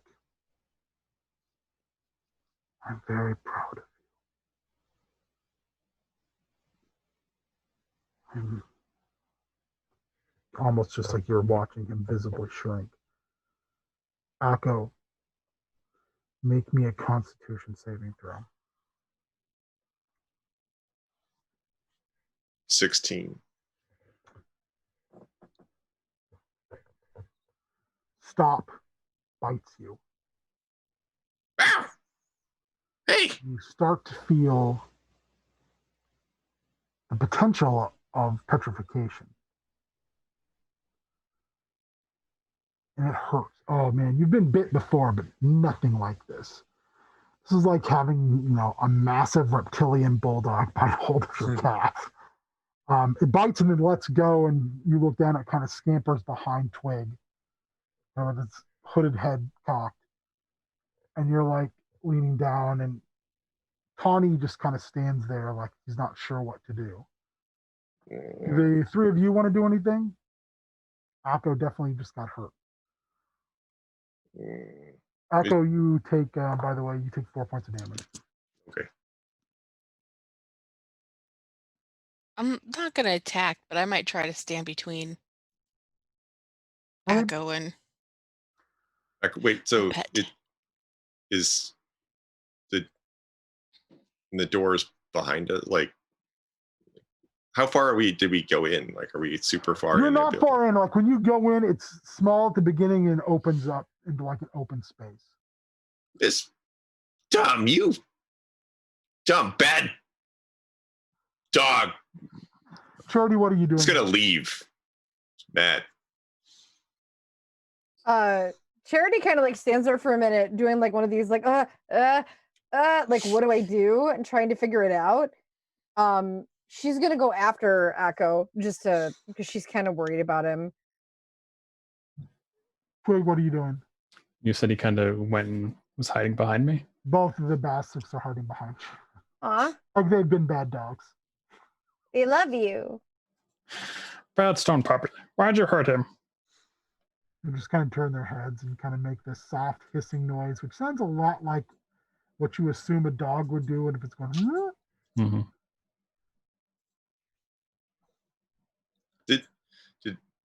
So like you walk. Oh, go ahead. I'm sorry. No, I was just gonna. Out of curiosity. So like, this is all happening non-visually, and like we're obviously. So like you can remove your. Well, I mean, I mean, back when she was touching all of the. You couldn't see what she was doing. We couldn't see what she was doing, and we couldn't tell it was. Like Akko wouldn't have a clue that like something went weird other than Tawny's reaction and getting bit. Just the fact that he stopped audibly being excited, and now visually he looks kind of defeated. Yeah, Akko's just out of there. He's like, so I'm Doug and you're dead, and I'm out of here. You brush by him, and he kind of snaps back in. He's like, your leg. Be careful. Your leg starts. You look at his leg, Akko's calf, and it has flecks of stone, spots where it's almost like a rash, but it's where your skin has turned to stone. And you get outside as you kind of teenagerly stomp out of the room, and then your chest starts to hurt. It was like very trying to power through it. Charity, as you walk outside, Akko lands on all fours in a massive burst of light. comes from his chest. Everyone that was outside, including the Harmonium officers, stopped doing what they're doing because this is a blinding light. And one in particular starts to run over to you. Echo, you're panting hard. Your chest stops burning. All four of you feel slightly odd. And Tawny's standing in the doorway and his eyes are massive. He says, it's your late bloomer, my boy. Late bloomer. I can't. And he sees Brelin, who is running over to you. Echo, you look up, and Brelin is running right at you, and he goes, oh, shit. And that's where we'll end for tonight. Oh, no. Oh, man. Oh. Oh, that was good. Anyone else freaked out by the fact that Ben's eyes were moving out of the mask, but his mouth wasn't? Right? The whole time. Good. Scaring the shit out of me. Well, someone put in mask stuff, so That's awesome. Gotta follow up. Should have brought Can't let him down. I didn't know that was a thing we were doing. Are there other I options? didn't What do know you that either. I'm super excited Now about we it. know. Like, James put in the chat that apparently you and Hay talked about this in the driveway at one point in time. It's cool. We just Dude, got to I can't remember to have our remember what masks. I talked about like 30 minutes ago. It's cool. We know now. We got our masks. We're cool. We're ready. oh, Is it I'll, just masks, I wonder, or are there other options? Well, there's other stuff. Ooh. Yeah. Isn't this why Clark had to wear like 8 hats one night? Mm-hmm. Yep. We might need to have a list so we have some things ready. Yeah. Yeah. Yeah, I'm really Gotta sorry, be chat, prepared. but I'm not That's cool. smart. I'm going to be right back. I will be back in like 2 and 2. Cool. All right. So let's have everybody tell the watchers we have, the watchers of the stream, who you are, where they can find you, any other pertinent information. Nate Dogg. All right. So you can follow me on Twitter and Instagram. I'm at Cubicle Zombie. You can also find myself and Warrior playing D&D at D&DDT Podcast. So that's at D&DDT Podcast on Twitter and at, I think it's DDT.com, I believe. I think I'd be prepared with that, but apparently I'm not. You know, it's so much easier when you don't have anything. I know, Tell ya. right? I Or when you know. just don't pay attention. You can't remember Right. anything. Amulet, the lovely Cassandra, where can they find you? Nowhere. Aw. Here, my house, and I like a drive-through pharmacy about once a week. That's about it. That's the only places I go anymore. Hey, I had to go to her office today, and it was It's nerve-wracking. weird. Oh, It's yeah. weird, right? Like leaving the house. IT came out and met me in the parking lot wearing gloves and a mask. Was like, hey, I'm gonna take your computer, and when I'm done, I will Lysol this whole thing for you. And then when he came out later, and it was like, I can't give you your computer back today because computer is broken. Oh, He had a piece of paper where he was like, and a pencil, and he was like, I need you to put your password down, so I can get into your computer. And I was like, yeah, no problem. And he was like, I disinfected these before you're getting them. And I was like, Bob, you're the best. Yeah, he's like super, super nice. He was like, I just don't want to be the person that gives you COVID. I couldn't live with that. I was like, well, I can't live with your love of the Packers, but you know, we all get by. Savage. Anywhere else I can find you, my lovely wife? I mean, if My you life. really want, I'm on Facebook. I don't generally share my own personal stuff, but I share lots of puns and jokes and stuff Sure. about coffee because And I love dice. coffee and dice. You are My a dice one. goblin. I have like 70 sets now. It's fantastic. oh, That is fantastic. So good. So Really proud of you. impressive. It's my favorite hobby. All right, Warrior, where you at? Yeah, you can catch me pretty much everywhere at Warrior MN. It's with an O, not a A. On Instagram, I'm on Twitter. I'm other places. You can catch D and Deets, and else otherwise known as I can't remember the name right now. Man, just blanking on my own thing. That's cool. Anyway, D&D, it's a series of stats-based recaps of your favorite episodes of Down in Outlands, as well as D&D DT, featuring the one and only Tasty Boys. And usually comes out within a few days of an episode. So do check back to dnddt.com for all that and more. Last but never least, Shannon Townsend. Hi, you can find me predominantly on Twitter and TikTok and Instagram at Smarky Batch with an E, not an I. It's the same account on all 3 platforms. I know I'm too old for TikTok. Hey, I'm there anyway. Keep those young people in line. I know. Listen, there's so much wonderful like nerdery on TikTok that people don't even understand. And I'm like a giant Dimension 20 stan. So there's like a ton of Dimension 20 stuff out there. It's very good. So follow me there for all sorts of dorkery. You can also, if you want to go back and check out the Star Wars episodes here on twitch.tv/Heel Turn Radio. I'm in that. It's super fun. Probably one of my favorite characters I've ever played. Episode 3 is coming out, I believe, next Monday. Oh God, it was so much fun. Like can I petition to like do more with that? I definitely think you can. Because if you are somebody watching this, and have watched Star Wars and you want to see more Star Wars, let me know.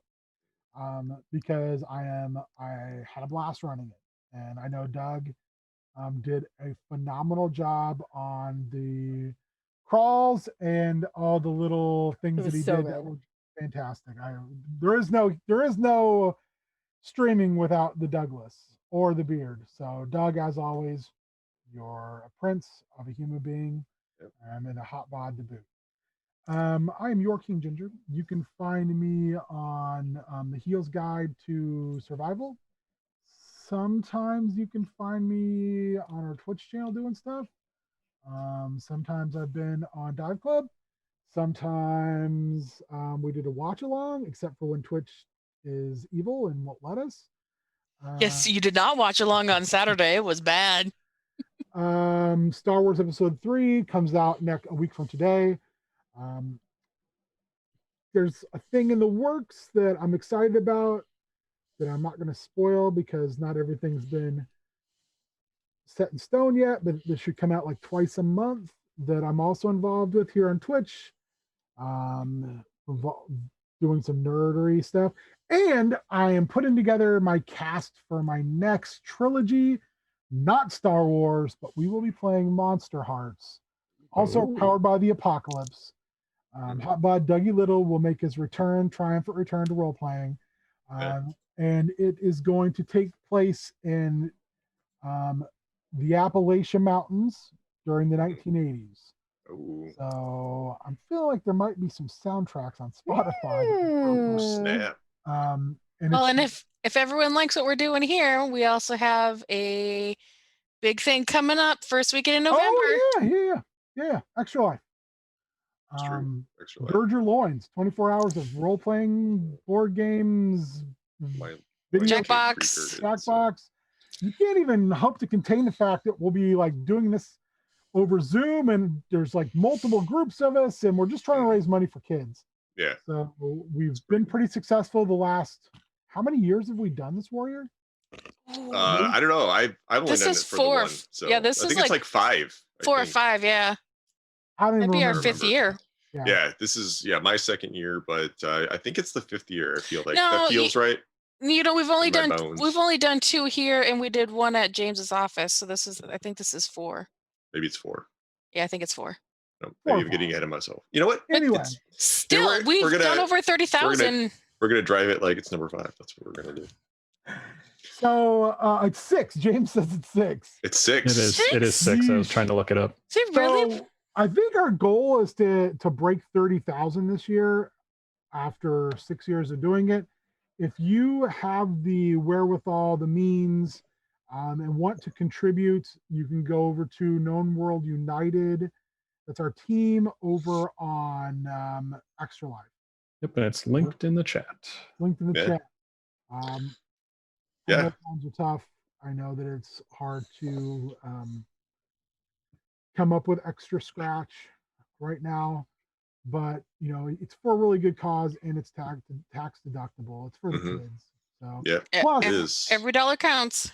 show up and watch us make asses of ourselves for 24 hours because those late night Saying. games where people have not slept for a while and are Mhm. subsisting on coffee and terrible Right. snacks. Why It's do one it? thing when they're in person, it's going to be a real shit show when they're all at home online. Why do it for 2 when you can do it for 72? Exactly. Yeah. Also, oh, sorry. No, go ahead. I was just going to say, coming up on twitch.tv/heel turn radio this Friday, Dive Club is back as it is every Friday. Jackbox shenanigans with some of your favorites. This week, I will be out, but Clark Feldman and the Beard will be hosting Vlad Radnov, as well as I believe John Maddening is at least penciled in. So that is going to be a hoot and a half. If you put those two together, you don't need anybody else. I'm saying. And then But we get someone else though. Yeah, and Matt Slappy apparently. Oh God. Oh, nice. Very cool. Very cool. And that is a hot lineup. It's a lineup.